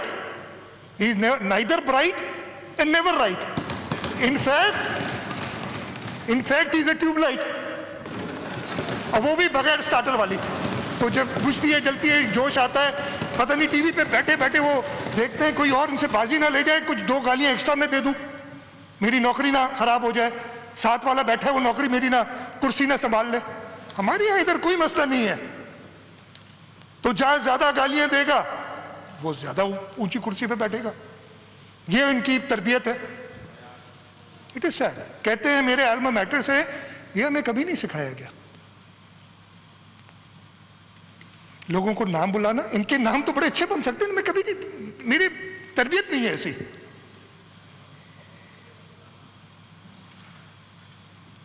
कि ऐसे नाम लूँ जैसे ही लेते, ठीक है। जब वक्त करीब होता है ना तो ऐसी बातें होती हैं। वक्त अल्लाह ताला इनको ज़्यादा ज़िंदगी थी, मैं कह रहा हूँ कि इनकी फेडरल गवर्नमेंट का वक्त करीब आ गया। हाँ जी, इधर काफ़ी बातें हुई और इधर सारे दोस्त आए भी थे और उन्होंने बात की कराची के रेवेन्यूज़ की। यस, कराची रेवेन्यू देता है, कराची सिंध का हिस्सा है, कराची मेरा शहर है। हम टैक्सेस लेते किस चीज़ के हैं, ज़रा आप गौर करें। इनकम टैक्स हम नहीं लेते, कस्टम ड्यूटी हम, ये तो फेडरल गवर्नमेंट जो कलेक्ट करती है। ऑब्वियसली जहाँ पोर्ट है उधर आएगा तो करेंगे। वो तो क्लेम करते हैं कि ये तो पोर्ट की वजह से आपको फ़ायदा होता है। हम कहते हैं पोर्ट उठा के ले जाओ, तो इनको कहते हैं। खैर, हमारा मेजर टैक्स है सेल्स टैक्स ऑन सर्विस, जो कहते हैं ना 90% या 95% कराची से आता है। यस यार, मैं तो पिछली बार भी मैंने आपको समझाया था, मेरी तो दुआ है कि मेरे लड़काने वाला शहरी, उसको भी मैं वो सर्विस दे सकूं। इधर सब बैठे हैं, मीर शब्बीर बिजारानी साहब, तंगवानी तालके से ताल्लुक है इनका, क्यों कराची आए थे पढ़ने? उधर तंगवानी तालके में नहीं थी सहूलत, मैं क्यों कराची आया पढ़ने? इसलिए कि यहाँ सहूलत भी है। और हम सारे जो इधर एग्रीकल्चरिस्ट हैं जिनकी ज़मीनें हैं, हाँ, कमाते उधर से, खर्च कराची में आके करते हैं। और सर्विस टैक्स हम देते हैं, जो टैक्स है हम देते हैं, गुड्स पे टैक्स देते हैं। तो भाई जहाँ पे कंजम्पशन होगी वहाँ पे टैक्स मिलेगा। इसमें इतना, और कराची की स्कीम से मैं थोड़ा सा आगे बता दूंगा, बातें की हैं। पता नहीं एक बड़े बड़े थे कारीगर इधर, एक आए थे, मैं किसी के नाम ले लूँगा, तो इट्स जस्ट टू मेंशन के बताना है कि जिसने जो तकरीर की है उसको जवाब उसका पता चलना चाहिए। सच्चल नाम है या सच्चानंद नाम है, मुझे सही नहीं पता। दीवान एमपीए भी नाम है उनका, दीवान सच्चानंद एमपीए। एमपीए ही बोलेगा ना यार हाउस के अंदर। दीवान सच्चानंद एमपीए नाम का बंदा जो था, उसने कहा कि कराची को सिर्फ 1.94 बिलियन दिया है। उसको भी कराची का दर्द है, 1.94 बिलियन नहीं दिया। कराची के 28 बिलियन के तो एक स्कीम्स है। फिर हमारी जो public private partnership Malir expressway की, थैंक यू, आपने जिक्र किया, मुझे नंबर याद है, 38 और 39 बिलियन की स्कीम है जो ये भी सारे पैसे सिंध हुकूमत ही करती है ना रेस। आपकी जो वर्ल्ड बैंक की स्कीम्स है सारी, उन सबको मिलाएं तो 60-70 अरब रुपए से कम नहीं कराची में इस साल इंशाअल्लाह ताला, अगर फेडरल गवर्नमेंट ने अपने वादे पूरे किए तो हो गए। तो कहते हैं ये सारी बातें करके आपसे इजाज़त भी मांगी थी, मैं सारी तकरीरें सुनी है ना, आपसे इजाज़त भी मांगी थी कि I want to speak in English, और फिर उर्दू में शुरू हो गए। फिर बीच में कहते हैं जो अंग्रेजी के ये सारी बात कहते हैं, I don't even understand budget. पता है हमें यार, बताने की क्या जरूरत है। फिर कहते हैं ये बड़ी अंग्रेजी जो है ना, Sindh government is in power since 6 years। ये निकाल लीजिएगा, Sindh government is in power for 6 years। ओ भाई, Pakistan Peoples Party is in power for 12 years। Sindh government तो होती है नहीं, मतलब कि हम सिंध गवर्नमेंट पीपल्स पार्टी के साथ लगा दिए। मुझे पता है इंशाल्लाह ताला पाकिस्तान पीपल्स पार्टी को इस सूबे के लोग हमेशा इलेक्ट करेंगे और सिंध गवर्नमेंट हमेशा पीपल्स पार्टी के साथ जाएगी, और इंशाल्लाह ताला पाकिस्तान की हुकूमत भी पीपल्स पार्टी के साथ जाएगी। ये देख रहे हैं लोग कि ये जो, और आखिर में क्या कहते हैं, मुझे बड़ी अफसोस होता है इसलिए कि ये पहली बात नहीं, ये पता नहीं नया, एक पहले ये नहीं होता था। कहते हैं सिंध के लोगों ने बेवकूफ़ी की। क्या सिंध के लोग बेवकूफ़ हैं? कोई जाहिल कह देता है कि मुझे कोरोना लग गया इसलिए कि इनको तरबियत नहीं थी, मैं जाहिलों को तरबियत नहीं थी। कोई बेवकूफ़ कह देता है सिंध के लोगों को? सिंध का जा माण्हू निधड़का कौन है? पाकिस्तान पीपल्स पार्टी मौजूद है, उन्हनि खे संभालण लाइ बिलावल भुट्टो ज़रदारी साहब मौजूद आहे, उन्हनि खे संभालण लाइ। इहे तव्हां जेके आया आहियो न, इहे जीअं आया आहियो, ऐं तव्हांजी चङी तरह ख़बर अथमि त केतिरे पाणी में वधीक मुंहिंजो मुंहुं न खुलायो, जेलनि जो चक्कर हणी आया आहियो, अञा बि तव्हांखे पैसा भरणा आहिनि। वधी कुन तो चवा। हाँ जी, एक और साहब, बहुत अफसोस हुआ इसलिए कि उनके वालिद मेरे कॉलीग रहे, मेरे साथ कैबिनेट में कॉलीग रहे, और ख़ास तौर पे जून के महीने में मुझे बड़े याद आते हैं, इसलिए कि उनके घर पे जाके जो याद होगा, पता नहीं अब उनके बेटे करते हैं कि नहीं करते, मैंगो पार्टीज हुआ करती थी मरूम डॉक्टर मोहम्मद अली शाह के घर। वो सबको बुलाते थे, किसी पार्टी से उनका ताल्लुक मुत्तहिदा कौमी मूवमेंट से था, उसी प्यार और मोहब्बत से हमसे मिलते थे और हम उनसे मिलते थे। उनका साहिबजादा, उसको भी भाई हवा लग गई ना, मेरा ख्याल हवा लगी और कोई तरीका नहीं। कहता क्या है, और इस पे मेरा ख्याल ओवैस ने या किसी ने बात की थी हमारी तरफ से किसी ने, लेकिन मैं बताना चाहता हूँ कि ये तरबियत क्या हुई है। किसी ने हमारी तरफ से कहा कि जी आप बड़े भाई हैं हमारे फेडरल गवर्नमेंट वाले, तो कहता है कि हम आपके बड़े भाई नहीं हैं, हम आपके बाप हैं, और बाप की जिम्मेदारी होती है कि बच्चों को सही तरह करे, पता नहीं क्या, इसीलिए हमने आपको लगाम पे रखा हुआ है।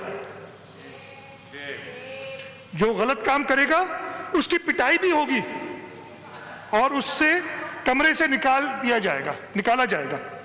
निकालने के लिए तो यार आप लोग बहुत कोशिश कर चुके हैं, सच्चल भी बैठ के मुझे सब पता है क्या क्या होता रहा है, ये भी कहाँ कहाँ मिलते रहे, सबको पता चलता है भाई ये दुनिया। लेकिन ठीक है, सियासत है, करो कोशिश, तुम्हारे बस में नहीं है निकालना। जब तक अल्लाह ताला चाहेंगे इधर ही रहूंगा, जब तक पार्टी लीडरशिप चाहेगी मैं चीफ मिनिस्टर हूँ। जिस दिन, और तुम्हारे हाथ में कुछ भी नहीं है, कभी ये 17-18 हमारे लोगों को नैब में भेज के कुछ नहीं मिलेगा, ये नहीं टूटने वाले। और ये डॉक्टर इमरान शाह साहब, मैंने कहा ना अफसोस हुआ, लेकिन फिर याद आया मुझे, ओथ उठाया था हमने मेरा ख्याल 12 अगस्त को, मुझे सही 13 अगस्त को, 13 अगस्त 2018, 14 अगस्त को इसी शख्स ने एक शरीफ आदमी की पिटाई कर दी थी, आपको याद होगा। और फिर भाई लेके गए थे उनको माफी मंगवाने, दाऊद चौहान, उन्हें याद होगा। ये तो हालत है, ये तरबियत है। इधर असेंबली में बैठ के, ओ भाई छोड़ो इन बातों को, इस मुल्क के इस सूबे के लोगों की खिदमत करना कुछ सीखो। ये इनकी हालत है सारी। अच्छा जी, एक दो चीज़ें मैं, इसलिए कि मैं खुद नहीं चाहता कि ज़्यादा बात करूं, हमारी एक बहन ने कुछ बातें की थी, मैं उसका जल्दी से जवाब दे दूं। कंदकोट का जो वाक़या था उस पर तो शबीर बेजारानी साहब ने बड़ी डिटेल में जवाब दिया था। एक खातून, मैं नाम नहीं लूँगा उनका, इसलिए कि उनका इधर जिक्र किया था, शायद एक दिन पहले वो असेंबली आई थी। अगेन एक फैमिली मैटर है, उनका अपने हस्बैंड के साथ कोई इशू है, उसको इधर आके असेंबली में भले बनाए, अच्छी बात है, आप तर्जुमानी कर रही हैं, सारी रिपोर्ट लिए, इट्स फैमिली इशू, उनकी फैमिली के साथ इनका कोई मसला है, केसेस रजिस्टर हुए में हैं, दोनों टाइप के हुए में। मतलब उस पर सिंध हुकूमत को ये कहना कि आपके उसमें हो रहा है। यामशोरों में खोसा कम्युनिटी का इशू था, अगेन एक रोड ब्लॉक करके किसी की कंप्लेंट पे वो एक्शन हुआ था, FIRs कटी हुई हैं, सारी चीज़ें उस पर चल रही हैं, सारी रिपोर्ट्स मेरे पास आई हुई हैं। दादू में एक बच्चे का जिक्र था कि उसका कत्ल कर दिया गया, वो भी मैं आपको बता देता हूँ। फारूक नामी बच्चे का जो कत्ल हुआ था दादू में, उसकी भी रिपोर्ट पूरी मौजूद है कि अगेन मसला था, उसने शादी की थी, उधर मामला हुआ, उसके जो इन-लॉज थे उन्होंने उसको मार दिया। ये चीज़ें अनफॉर्चुनेटली होती हैं हमारे उसमें, लेकिन इसको आप इस तरीके से ना पेश करें कि जैसे पता नहीं क्या हो रहा है यहाँ, जुल्म कौन से हो रहे हैं। हम जुल्म बर्दाश्त करने वाले नहीं हैं, जुल्म जहाँ होते हैं, मैंने बड़े एक्शंस लिए, आपको इंशाल्लाह बताऊँ, कभी जब लॉ एंड ऑर्डर पे बात करेंगे तो उस पर आप खुद ही रेस कीजिएगा, मैं आपको बताऊँगा कि कैसे हम करते हैं। अच्छा जी, शहरियार मार साहब चले गए हैं, उन्होंने जिक्र किया था, लेकिन वो सुन रहे, कोई बात नहीं, इसलिए हमने वैसे रिस्ट्रिक्ट किया हुआ है। कोई, I am not saying this in a bad manner, I hope he is listening to me on line, वो सारी मौजूद है। अच्छा, मैं ये तो भूल ही गया, उन्होंने जब अपनी तकरीर शुरू की तो शुरू की पाकिस्तान तहरीक इंसाफ पे नुक्ताचीनी करने के, ये पीपल्स पार्टी वालों के साथ मिल गए। अब पता नहीं भाई ये क्या चक्कर है, आपके जनरल सेक्रेटरी जो है शहरियार भी उसी पार्टी के ना, हाँ मुझे याद नहीं रहता इसलिए वो बदलती रहती हैं, तो आपको ज़्यादा पता होगा सर, आप शिकारपुर के, क्या आजकल कौन सी पार्टी में है, कल कौन सी में होंगे पता नहीं मुझे भी इसलिए कि अक्सर मैं भी कुछ सुनता हूँ। तो शहरियार मार साहब ने 2-3 केसेस का जिक्र किया, उसकी भी सारी ये इंक्वायरी, और Shikarpur is a difficult district, आपको पता है। मैंने वो रिकॉर्ड सारा निकाला, इन्होंने कहा जी इस 4 महीने में 24 मर्डर्स हुए हैं, 26 का उन्होंने एक्चुअल, मैंने रिकॉर्ड निकाला 24, इससे पिछले साल 26 हुए थे।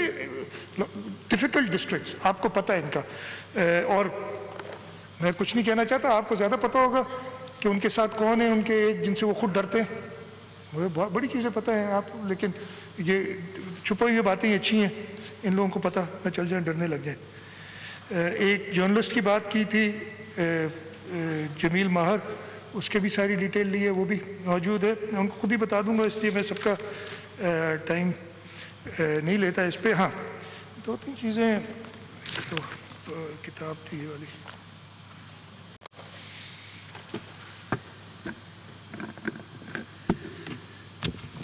मैं भूल ना जाऊँ, ये रहा K4, इसलिए कि मुझे कहा गया कि मैंने झूठ बोला। गौर से सुन ले, मैं फिर रिपीट करता हूँ, ये मैं पहले बोल चुका हूँ। 16 सितंबर थी या 18 सितंबर थी, ये 2 डेट्स थी, मुझे याद नहीं, जब इमरान खान साहब पहली बार कराची तशरीफ़ लाए थे। कसरे नाज में मीटिंग उन्होंने की, उस मीटिंग में K4 के लिए कहा गया, कोई FWO ने नहीं कहा था, K4 के लिए कहा था ये 25 अरब का प्रोजेक्ट, ये 100 अरब से ऊपर पे चला गया, इसमें बेतहाशा करप्शन है, आपको पता नहीं इसमें क्या क्या हुआ है। और प्राइम मिनिस्टर ने कहा था इसको रोक दें, अभी इस पे पहले इंक्वायरी होगी। मैं दोबारा कहता हूं, मुझे अगर मिनट्स मिले उस मीटिंग के तो वो भी मैं लेके आऊंगा। सर नाला मेरे सामने बात हुई, मैं चीजें याद रखता हूं। ये कहा गया इस पे बेहद करप्शन हुई है। फिर अभी रिसेंटली मैंने प्राइम मिनिस्टर के सामने बात की है NEC की मीटिंग में, और रिकॉर्डेड है, उन्होंने नहीं SSR लाया। उन्होंने क्या कहा मैं बताता हूं, मैंने कहा कि प्राइम मिनिस्टर साहब आप बात तो करते हैं, K4 को पहले उधर लगा दिया, अलाइनमेंट हमने नहीं दी थी, उसकी अलाइनमेंट हमसे पहले से हुई थी। खैर अलाइनमेंट में प्रॉब्लम्स थे, वो ज़्यादा डिटेल में नहीं जाऊँगा। वो कहा कि जी नेस्पाक से इसी कराएं, नेस्पाक ने उसकी वेटिंग की, उस्मानी वाले उनको नहीं मानते थे, कई मीटिंग्स हुई, फेडरल गवर्नमेंट भी साथ आके बैठी, प्लानिंग मिनिस्टर थे खुसरो बख्तियार साहब, वो खुद तशरीफ़ लाए, उन्होंने मीटिंग्स की हमारे साथ, इधर बैठे, और देखा वाकई वो कॉस्ट जो है इस तरफ जा रही है, जो हम पहले दिन से कह रहे थे कि जी इसको हमने दोबारा देखना होगा, आपने शेयर करना होगा। लेकिन 2 साल ज़ाया करने के बाद आज वही स्टीयरिंग कमेटी ने वही बात कही जो हम कह रहे थे। उसके बीच में एक डेट इंप्लीमेंटेशन कमेटी बना दी गई, पता नहीं क्या थी, एक और साहब थे, उनको उसका हेड बनाया।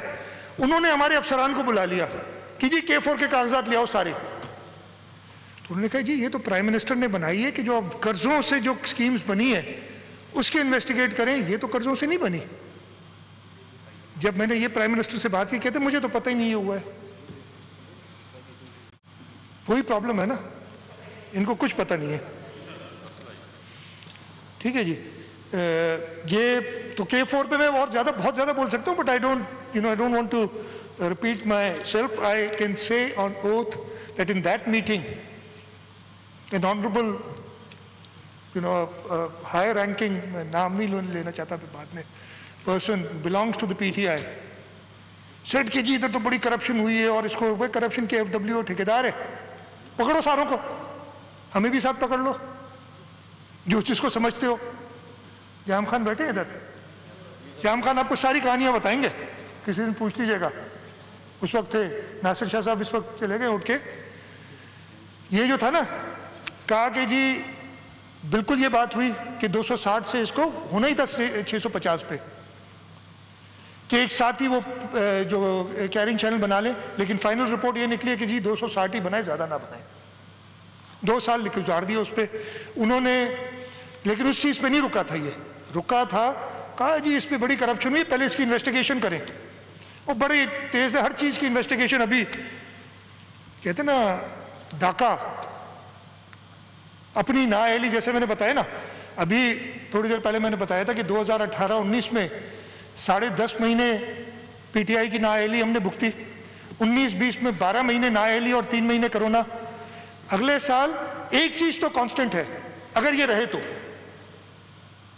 अगर ये रहे तो 12 महीने की नाअहली तो कांस्टेंट है। कोरोना कितने दिन और चलता है मुझे नहीं पता। और फिर ये कह रहे हैं कि हम जी 2.1% पे ग्रो करेंगे और हम 4.9 ट्रिलियन जमा करेंगे और सूबों को देंगे। तो ये डाका ही होता है ना, आपने गलत तरीके से हमें लगा दिया। डाका क्या होता है मैं आपको बताता हूं। अभी ताज़ा एक चीज़ है, शुगर कमीशन बना दी। अब रिपोर्ट बड़ी खुशी से कहा, वो रिपोर्ट का क्या किया, रिपोर्ट पढ़ो और फिर उस पर एक्शन लो ना। रिपोर्ट के अंदर कहा गया कि, और वो कमीशन बना क्यों था? कमीशन बना था कि जो चीनी की प्राइसेस अक्टूबर 2018 से जनवरी 2020 तक बढ़ी हैं। 55 रुपए हुआ करती थी, 90 रुपए तक गई और फिर उससे ऊपर चली गई। उनकी इंक्वायरी थी। अब 2018 में सिंध हुकूमत ने ना कोई सब्सिडी दी, 18-19 में पिछले 5 साल की सब्सिडी। अब कह रहे 85 से करो, वो करो भाई। अभी मैंने किसी को सुना था, कहा ना कि हमारे यहाँ तरीका ये, बल्कि मैं बताता हूँ आपको, मैं इंजीनियरिंग पढ़ा हुआ हूँ, उसमें एक सब्जेक्ट लॉ का मैंने लिया था। तो उसमें जो एक विजिटिंग प्रोफेसर थे, उन्होंने कहा कि जो लिटिगेशंस होती है ना, कंस्ट्रक्शन में काफ़ी लिटिगेशंस होती है, कहते तरीका ये होता है अपनी जान छुड़ाने का कि पूरी दुनिया को घेर लो उसमें। अब इधर फंस रहे थे जो एक लंदन चले गए, एक में मोहतरम में मेरे लिए मेरे काउंटर पार्ट है। अब कहा यार ये फंस रहे हैं, क्या करें, इनको कुछ नहीं करना। क्या जो रोड एक्सीडेंट कराते रहते हैं वो फंस रहे थे, यहाँ जो हमारे पुराने साथी थे, इसलिए कि यहाँ एक और भी हैं एडवाइजर इनके, मैं ये सारे, कहा यार इनको नहीं, यार ये क्या हो गया हमसे, करो ना इनको, पहले पकड़ो इनको। नहीं, पिछले 5 साल की सब्सिडियां उठाओ। और भाई कीमत अभी बढ़ी है, कीमत बढ़ी है, लिखा है उसके टर्म्स ऑफ रेफरेंस में कि कीमत बढ़ी है अक्टूबर 2018 या नवंबर 2018 से लेके जनवरी 2020 तक, और 5 साल पहले सब्सिडी लो भाई। जो ये तो हम ऑलरेडी कई बार इनके देख चुकी है इन चीज़ों को, भले देखे दोबारा देखे, कोई इशू नहीं है, लेकिन इनको तो पकड़ो। अच्छा, ये तो था सिर्फ थोड़ा सा एक ट्रेलर, असल तो बाद में पता चला। जो हम बड़ी धूमधाम से धूम धड़के से काम करते हैं और ये सारी चीजें निकलेंगी, ये बहुत चीजें अभी निकलेंगी, आप देखेंगे आगे। ये यूटिलिटी स्टोर्स कॉरपोरेशन ने अगर चीनी जो है वो रिटेल होलसेल पे 75 रुपए मिल रही है और रिटेल में 82-83 रुपए की, नंबर्स 2-3 रुपए ऊपर नीचे हो सकते हैं, तो कॉन्ट्रैक्ट करके होलसेल वाली चीनी कहते हैं बाजार में 83 की मिल रही है, इसलिए 83 ले सकते हैं, 8-9 रुपए। और अगर आप हिसाब लगाएं, उन्होंने कहा था जो जितनी उन्होंने परचेज की, ये हंड्रेड्स ऑफ बिलियंस का डाका है जो इस मुल्क के लोगों से लगाया गया है। ये तो चीजें पता चलेंगी, इसलिए कि वो जो बैठा है उसको कुछ समझ नहीं आ रहा, कुछ समझ, हाँ क्यों समझ नहीं आ रहा, ये बात गलत है मेरी कहने।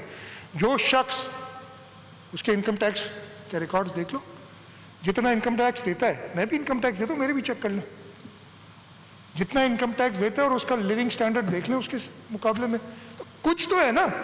इसीलिए तो हमने कहा था अभी आए थे सिंध, मुझे कोई तकलीफ नहीं हुई, इसलिए कि वो एक प्राइवेट विजिट पे आए थे। भाई कुछ लोगों ने इधर कहा मिले नहीं, वो आए थे अपने दोस्तों से मिलने, अपनी पार्टी के लोगों से मिलने। ना मैं उनकी पार्टी में हूं, ना मैं उनको अपने दोस्तों में शुमार करता हूं। वो कुछ दोस्तों से मिलने आए और लाड़काना जाके एक ATM से जरूर मिल लिए, इसलिए कि थोड़ी लगती नहीं, चला गया है लंदन तो लाड़काना वाला पकड़ूं। अब ये रह गया है इस पार्टी के अंदर, ये मुल्क को इस जगह पे ले जा रहे हैं। मैंने और काफ़ी चीज़ें कहीं लीडर ऑफ द अपोजिशन है, लेकिन उन्होंने तकारीर सुनी नहीं। डॉक्टर अजरा ने बड़ी हेल्थ की हर इशू को उन्होंने डिस्कस किया, सईद ने भी सारे जवाब दिए थे। वो मुझे तो सिर्फ एक कागज़ पता नहीं वो है मिला कि नहीं मिला। We have done better than the other provinces, ये छोड़े हमारे पास भी ये नंबर्स हैं। कहा ये मैं लोकस्ट की उसी दिन बात करूंगा ना, why didn't GOS go out and get planes, I will tell you why we couldn't. GOS was asking, government of Sindh was asking for masks and PPE, हम नहीं, वो खुद ही कह रहे थे कि हम आपको देंगे और ये दिए हैं। आई एम वेरी ग्रेटफुल तो इंडिया में उन्होंने कुछ ना कुछ दिया है, लेकिन इतना कुछ नहीं दिया जितना वो करते हैं। सारी डिटेलें किसी दिन आपको दूंगा जो एक्चुअल रिसीव हुई है। तो इंडिया में उन्होंने कुछ ना कुछ दिया है, लेकिन इतना कुछ नहीं दिया जितना वो करते हैं। सारी डिटेलें किसी दिन आपको दूंगा जो एक्चुअल रिसीव हुई हैं। हमें जो इम्पोर्टेंट चीज़ें हैं वो ये हैं कि हमें आज तक NDMA से 26 वेंटिलेटर्स रिसीव हुए हैं। मैं वही बाकी मास्क और टेस्टिंग किट्स वगैरह जो थी वो हैं। 26 वेंटिलेटर्स रिसीव हुए हैं, 26 पोर्टेबल वेंटिलेटर्स उसके अलावा रिसीव हुए हैं और 26 बाईपैप्स रिसीव हुए टोटल अभी तक। और ये सारी डिटेल है, डेट वाइज भी है। और मैं बता अच्छा ये हुए भी कब है। 26 वेंटिलेटर 9 जून को हमें रिसीव हुए, 9 जून 2020 को, उससे पहले कुछ भी नहीं था। 13 जून को हुए हैं जो पोर्टेबल वेंटिलेटर्स 25, और 26 को ही जून को 9 जून को ही 26 बाईपैप्स रिसीव। मेजर यही है, बाकी तो कोई ऐसी चीज़ नहीं है। हाँ मास्क उन्होंने दिए, बहुत मेहरबानी। And again I am grateful जो भी मदद कर रहे हैं, इसमें कोई मुज़ायका नहीं है। और लेकिन हमें और चाहिए, हमें और चाहिए, इसलिए कि ये एक्स्ट्राऑर्डिनरी सिचुएशन है और पूरे पाकिस्तान को मिल के और बाकी सूबों को भी दें। वो लोग भी कह रहे हैं कि उन्हें नहीं मिल रहे। मैंने नहीं किया, बलूचिस्तान के वज़ीर आला मीटिंग से उठ के चले गए थे। बलूचिस्तान के वज़ीर आला ने एहतजाज किए हैं।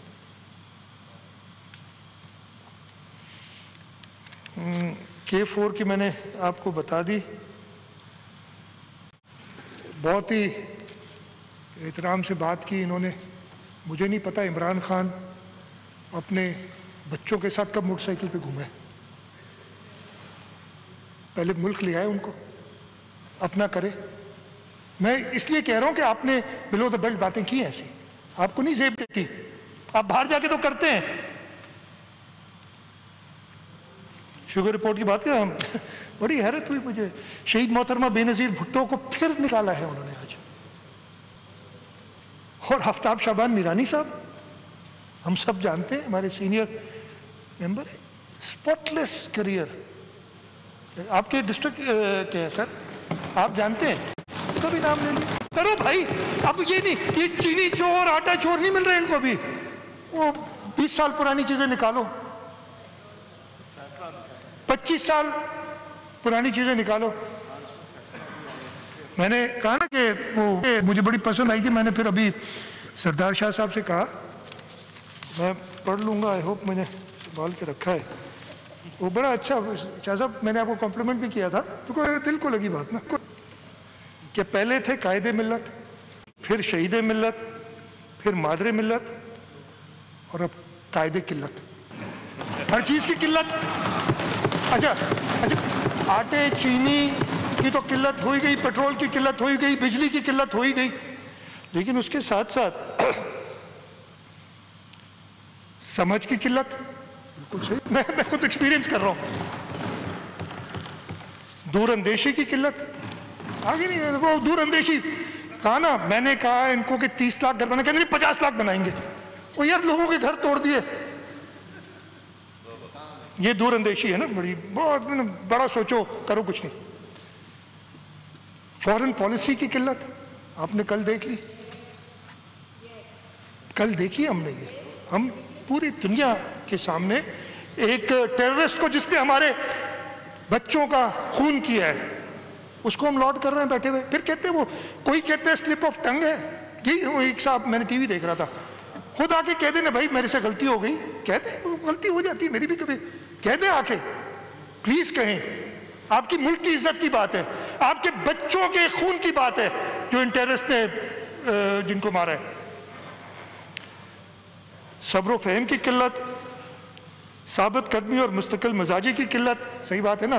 कहते हैं कि मेरा बयानिया ही कराया, मैंने अभी थोड़ी देर पहले बताया बयानिया तो समझ नहीं है यार, ये तो टीवी वालों ने वो क्लिप चला के।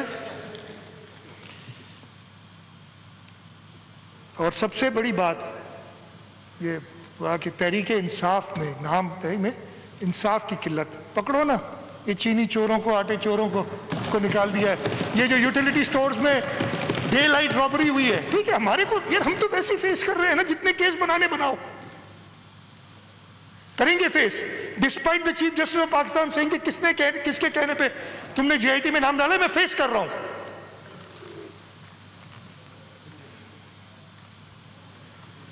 ये हालत, टाइम काफी हो गया मेरे ख्याल है, मैंने 1 घंटा हो गया मुझे, या ज्यादा हो गया सर? ज़्यादा हो गया। मैं रोकूंगा इसलिए कि मैं नहीं चाहता कि ज़्यादा हो। एक दो चीज़ें मैंने जैसे कहा ना कि ये दिन भी नहीं, मेरे कॉलीग रहे कैबिनेट में हलीम आदिल शेख साहब, हमारे साथ काम भी किया है। कायम अली शाह साहब इधर है नहीं तो बड़े अच्छे किस्से सुनाते हैं, बिकॉज वो हमारे बॉस थे, वो सबको थे, बॉस को तो सब पता होता है। कायम अली शाह साहब हमारे बॉस थे, वो बताते हैं जब गए थे वो किस्सा, खुद ही आके इंशाल्लाह ताला कायम अली शाह साहब जल्द दोबारा बताएंगे। इन्होंने एक हबीब जालिब का शेर पढ़ा था और उसमें मैं तुलू हो रहा हूँ तू गुरूब होने वाला। वो तुलू तो हम 12 साल से हुए, तुम अभी हुए थे, तुम गुरूब ही रहोगे, हम तुलू हुए हैं।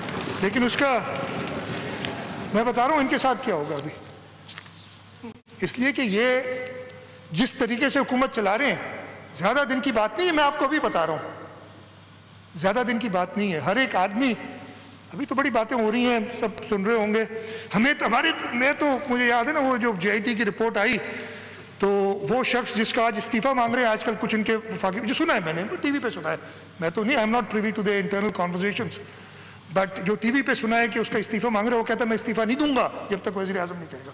समझ गए होंगे, जंप मार के आ गए थे इधर, उस जमाने में इंफॉर्मेशन मिनिस्टर होते थे, हमारी पार्टी में पहले रहे हैं, इसलिए मैं भी थोड़ा बहुत जान भी हूँ।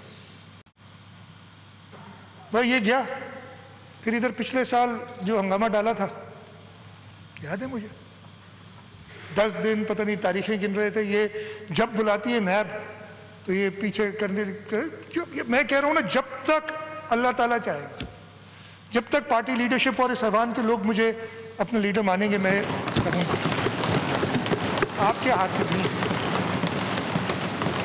मैं अपनी पार्टी लीडरशिप फिलहाल भुट्टो जरदारी साहब का, आसफी जरदारी साहब का बहुत शुक्रगुजार हूँ कि उन्होंने इस मुश्किल टाइम पे भी, डिस्पाइट जो ये सारे प्रोपेगेंडा चल रहा है, उन्होंने मेरे ऊपर जो है फेथ रखा हुआ है। और तो हबीब जालिब का एक शेर, मैं 2 शेर पढ़ के अगेन, बड़ा मुश्किल काम है यार ये, यानी एक चीज़ में रह गई मेरे साथ, एक चीज़ रह गई बिकॉज ये इंपॉर्टेंट है, मैं माफ़ की, बल्कि 2 चीज़ें रह गई, मैं माफ़ी चाहता हूँ, मैं कर दूँ बात।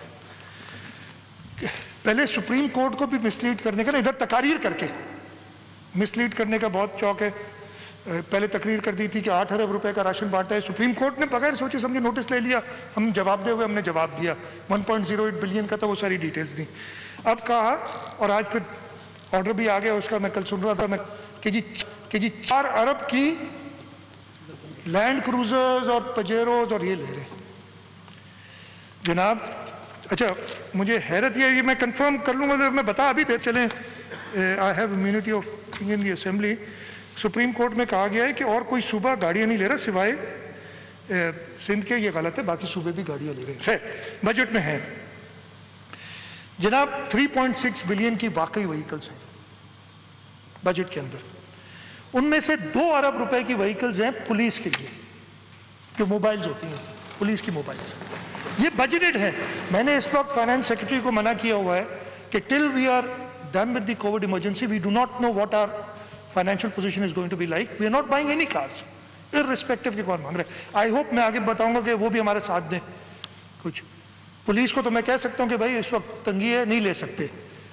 मैं आपको सीरियसली बता रहा हूं, जो फेडरल गवर्नमेंट की इस वक्त रिसीट्स हैं, हमारी महीने की तनख्वाह का बिल 45 अरब रुपए के करीब होता है। लेकिन जो इनकी रिसीट्स है, मुझे डर है कि हम जुलाई अगस्त में इधर प्रॉब्लम ना हो जाए अगर इन लोगों ने if they can't get their act together, जो भी इनकी हालत है।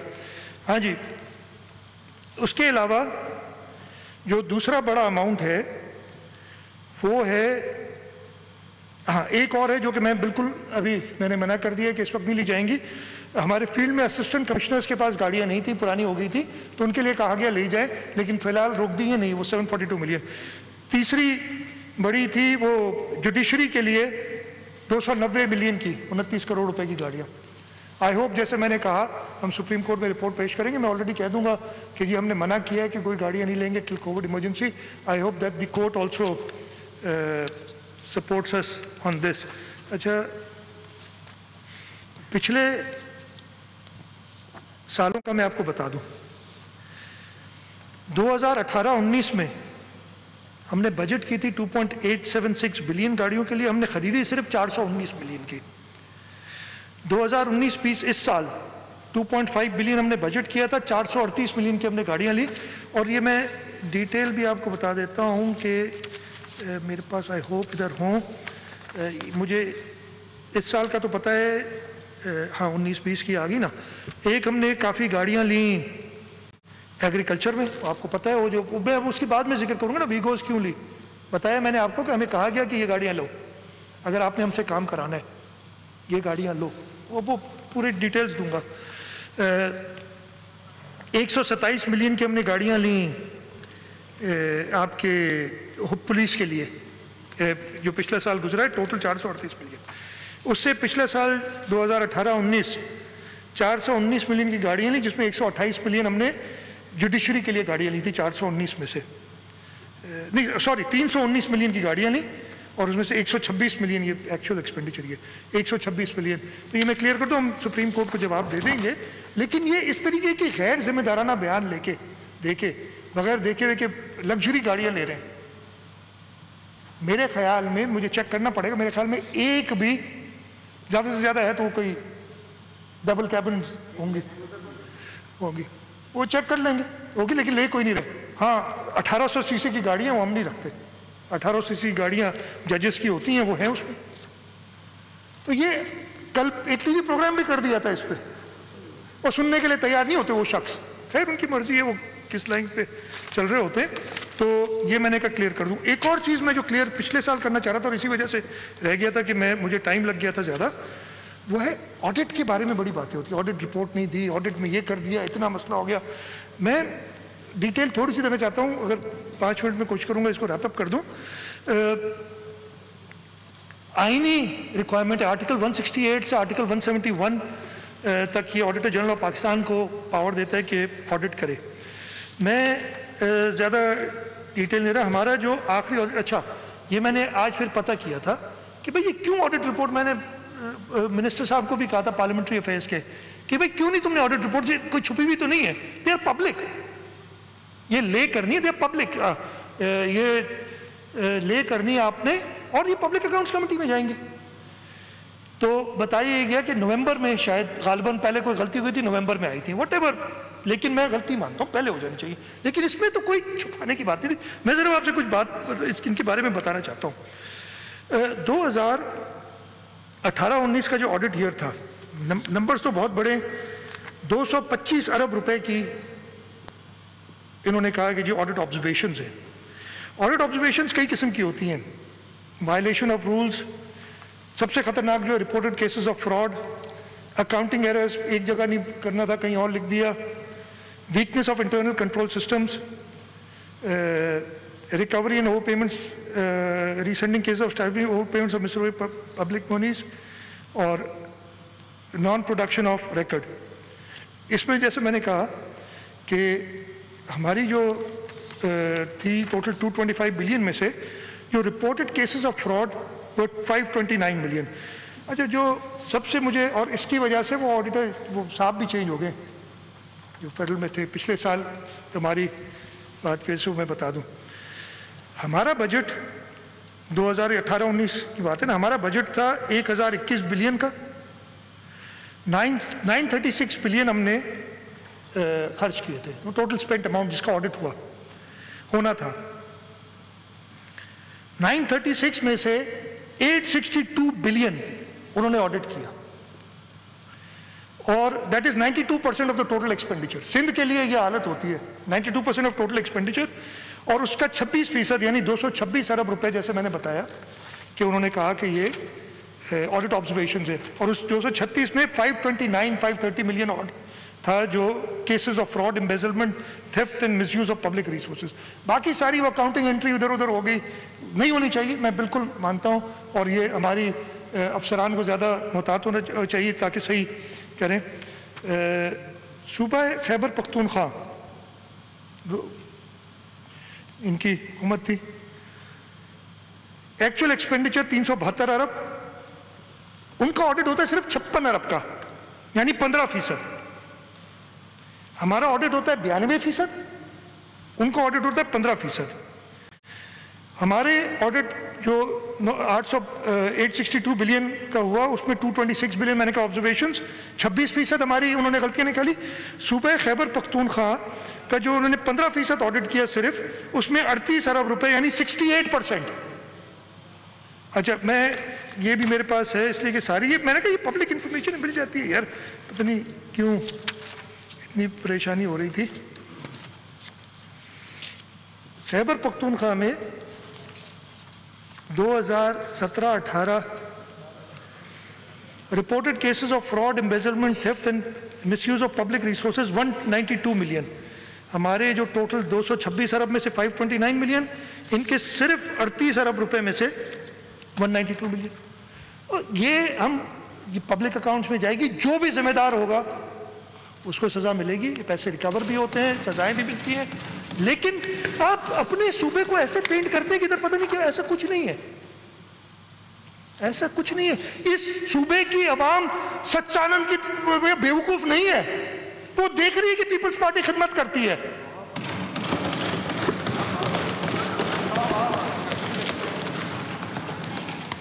तो पीपल्स पार्टी इंशाल्लाह ताला खिदमत करती रहेगी। पीपल्स पार्टी, मैंने कहा था ना हबीब जालिब का एक शेर आपको कुछ सुना दूंगा, रोटी कपड़ा मकान हम देंगे, अहले मेहनत को शान हम देंगे। ये स्टील मिल वाले नहीं करेंगे हम हरकतें, उधर जाके बड़ी वादे करके आए थे, इधर के भी कुछ लोग साथ थे, मैं आपके साथ खड़ा हूंगा, आप इधर पीछे देखा तो कोई नहीं, सब निकल गए। इस खजा को मिटाएंगे हम ही, फसले गुल लेके आएंगे हम ही। हम ले आए हैं, इस सूबे के अवाम इसके गवाह हैं। इस सूबे का अवाम 12 साल से हमें इलेक्ट कर रहा है। इस सूबे के अवाम ने हमेशा पीपल्स पार्टी को भाई क्या हो गया, चुप रहो, तसल्ली करो, इतनी देर चुप, तुमने क्या क्या नहीं बोला, चुप करके सुना। ट्यूबलाइट ठीक है जी, अभी तो मैं बोलूंगा भाई, ठीक है ठीक है जी। सर बिफोर आई एंड मैं एक बगैर स्टार्टर के, ठीक है जी। अच्छा जी, बिफोर आई एंड मैं एक और शेर पढ़ लूंगा हबीब जालिब का ही आखिर में, लेकिन उससे पहले स्पीकर साहब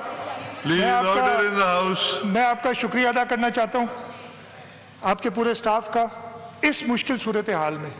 sir it was you made this session possible, तो वैसे नहीं होता। और सबकी कोऑपरेशन भी मैं मानता हूँ। एक चीज़ अच्छी हो जाती कि आप देख रहे हैं ना, ये कुर्सियाँ अगर वो सारी पीछे दूर दूर, मकसद ये था कि दूर दूर बैठे, लेकिन ठीक है दूर दूर बैठे, मतलब अगर वो बेहतर होता, खैर पता नहीं, लेकिन सबकी अपनी मर्जी है। एक मकसद था ना इसका, इस चीज़ का कि, लेकिन सर ये you made history, you made history. किसी सूबाई असेंबली, किसी कौमी असेंबली में बातें बड़ी हुई, कोई वर्चुअल सेशन नहीं कर सका। यहाँ पे लोगों ने बोला भी, we said we always lead in Pakistan, the provincial assembly of Sindh has led again. And sir, मुबारकबाद के आप मुस्तहिक हैं। IT डिपार्टमेंट तैमूर तालपुर साहब और मेरा अल्मा मैटर NED यूनिवर्सिटी, उनके वाइस चांसलर डॉक्टर सरोज असमत लोधी और उनकी सारी टीम वो थी। मैं ख़ास तौर पे इसलिए कि मुश्किल टाइम था, लेकिन मैंने पार्लियामेंट्री अफेयर्स मिनिस्टर को कहा, चीफ विप भी हमारे, उन्होंने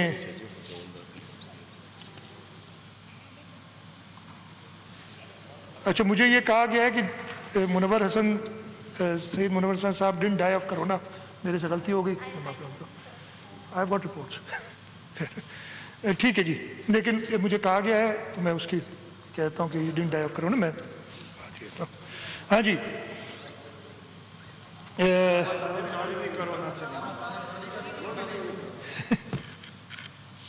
डिनाइल में ना जाएं। खैर लोग, मैं अपने मेंबर्स का भी बहुत शुक्रगुजार हूँ, उन्होंने चीफ विप का पूरा साथ दिया। एक हमने रोटेशन प्लान बनाया था, उस हिसाब से लोग आते रहे। जो लोग अपना पूरा टाइम घरों में बैठ के भी उन्होंने ये सेशन देखा है, उन सब का भी मैं शुक्रिया अदा करता हूँ। अपोजिशन के मेंबर्स का, आपके लीडर ने तो नहीं किया आपको शुक्रिया, मैं आपको शुक्रिया अदा कर देता हूँ कि जी आप लोगों ने कोऑपरेट किया।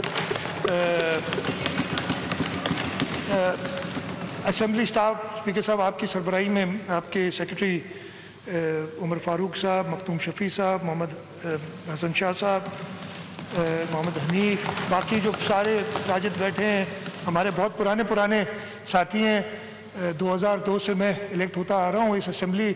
मेरा ख्याल है हम दो, कायम अली शाह साहब तो मेंबर थे उस वक्त, लेकिन हम दो शायद 73 में भी इस बिल्डिंगों में आते रहे और हमने टाइम गुजारा है। और ये जो असेंबली का सारा स्टाफ है, ये अपनी जो उनका हार्ड वर्क है उसका मुबारक का मुस्तहिक है।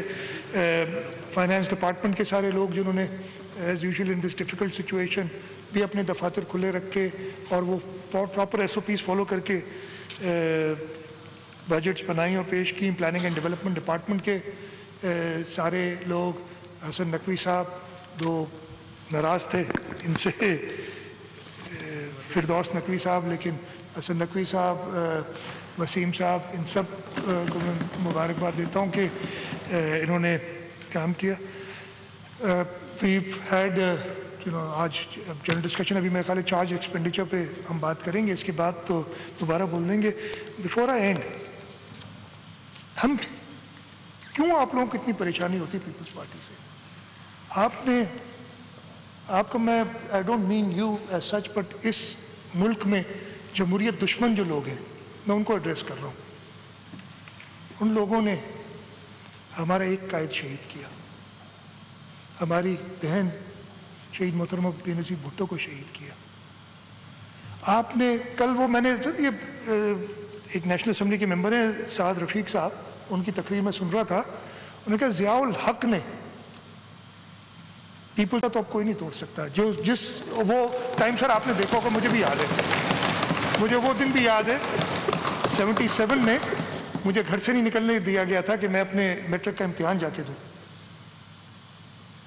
उधर बाहर खड़ी थी फौज और मेरी माँ मरूम, उन्होंने ज़बरदस्ती गाड़ी में बिठा के कहा कि तुम लोग मेरे बच्चों को नहीं पढ़ने दोगे, और इस वजह से मैं आज इधर खड़ा हूँ। ये वक्त हमने देखे। आप हमें क्या डराओगे यार? हम नहीं जाने वाले कहीं, हम लोगों के साथ रहेंगे। हम इस मुल्क के लोगों का हिस्सा हैं। इंशाअल्लाह ताला बिलावल भुट्टो जरदारी साहब इस मुल्क की, इस वक्त देखिए, इस मुश्किल वक्त में आप लोग तो बड़ी बातें करते, मेरे साथ इधर ही आपके ऑडिटोरियम में एक प्रेस कॉन्फ्रेंस की थी। पहले दिन चेयरमैन बिलावल साहब ने प्रेस कॉन्फ्रेंस करके कहा कि प्राइम मिनिस्टर साहब आप मेरे, इसलिए कि मीडिया से किसी ने सवाल किया, वो समझ रहे थे कि कोई जवाब देंगे नहीं, उन्होंने कहा इमरान खान मेरे प्राइम मिनिस्टर हैं, इस वक्त मैं उनके साथ काम करूंगा। हुआ क्या, 4 दिन बाद आपने अपनी तकरीर करके उठ के चले गए। आप डरते क्यों हैं भाई? फेस करें। नहीं कर सकते, मुझे पता है, लेकिन हबीब जालिब का एक और शेर याद आ गया, मैं आपको सुना दूं। क्यों शहीद जुल्फ़िकार अली भुट्टो को ज़ियाउल हक ने शहीद करके समझा कि ये सिंध के लोग ख़त्म हो गए, पीपल्स पार्टी ख़त्म हो गई, पाकिस्तान के लोग मर गए, लेकिन भुट्टो आज भी जिंदा है। और मैंने नहीं, ये हबीब जालिब का शेर है, टूटा है कहाँ इसका जादू, एक नारा बना है इसका लहू, साबित हुआ धड़कन धड़कन पर वो शख्स हुकूमत करता था, लड़ता था अपने जैसों से, हमसे मोहब्बत करता था। शहीद जुल्फ़िकार अली भुट्टो इस मुल्क के गरीब लोगों से मोहब्बत करते थे।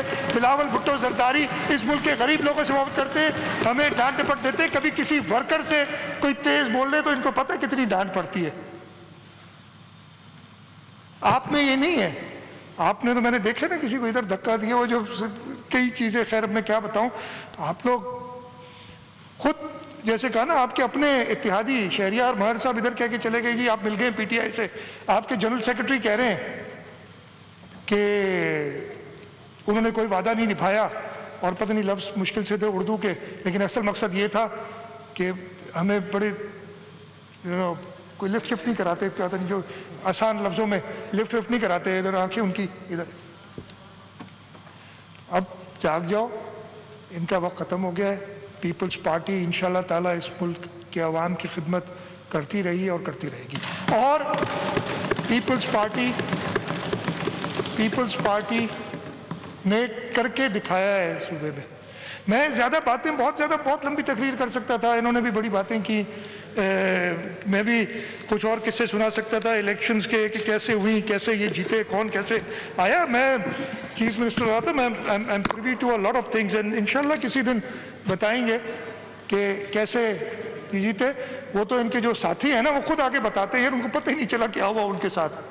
आजकल इनके साथ हैं, आज एहतजाज कर रहे थे, बड़े खुश होते हैं। कल सईद ने तकरीर की तो कितनी खुशी से, वो तो मैं खुद परेशान हो गया, सईद क्या आप हमारी साइड है कि उनकी साइड है? कितने खुश हुए थे उस लोगों उनके आपने। और मुझे क्या नहीं पता है, मुमताज़ बैठे इधर, जखरानी के नहीं है, मुमताज़ बैठे, पूछे जैकबाद में कैसे जीते हैं भाई, मुझे क्या नहीं पता है किस तरीके से आपने इलेक्शन चुराने की कोशिश की। और हमारे यहाँ डिस्पाइट जो हमारे साथ हुआ था इस इलेक्शन में, हमारे लोग जेलों से जीत के आए, आपके लोग पूरी ताकत के साथ फिर भी वोट चोरी करके आए। तो स्पीकर साहब, ज़्यादा वक्त नहीं लूँगा, इसलिए चार्ज एक्सपेंडिचर की बात करनी है और अभी और है, और लोकस्ट पे मैंने आज नहीं बोला, वो बाद में बोलूँगा। मैं सूबा सिंध के लोगों को ये वादा करता हूँ कि अपने चेयरमैन बिलावल भुट्टो जरदारी साहब, सदर आसिफ अली जरदारी साहब की रहनुमाई में अपने साथियों के साथ इस सूबे के लोगों की खिदमत करते रहेंगे, और इंशाअल्लाह ताला हम ये ऐसे ही जो है ना, इनका रोना चलता रहेगा, लेकिन शक्लें बदल जाएंगी। हम इधर ही रहेंगे, कल किसी और पे हाथ रखा जाएगा, फिर वो आ जाएगा, परसों कोई और होगा, लोगों के नुमाइंदे इसी तरफ होंगे, इधर ही बैठे होंगे, और इंशाअल्लाह ताला। बहुत बहुत शुक्रिया जी।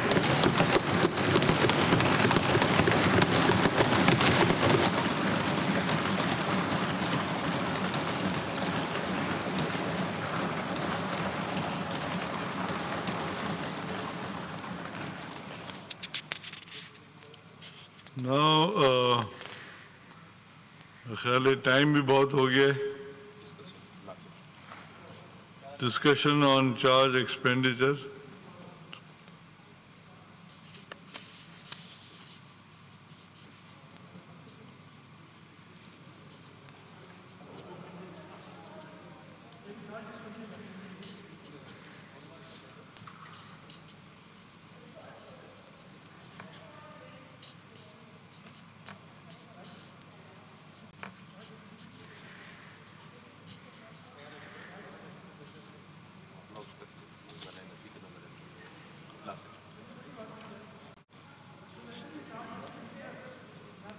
खर्चा है या गवर्नर साहब का खर्चा है या फिर कोर्ट्स का खर्चा है।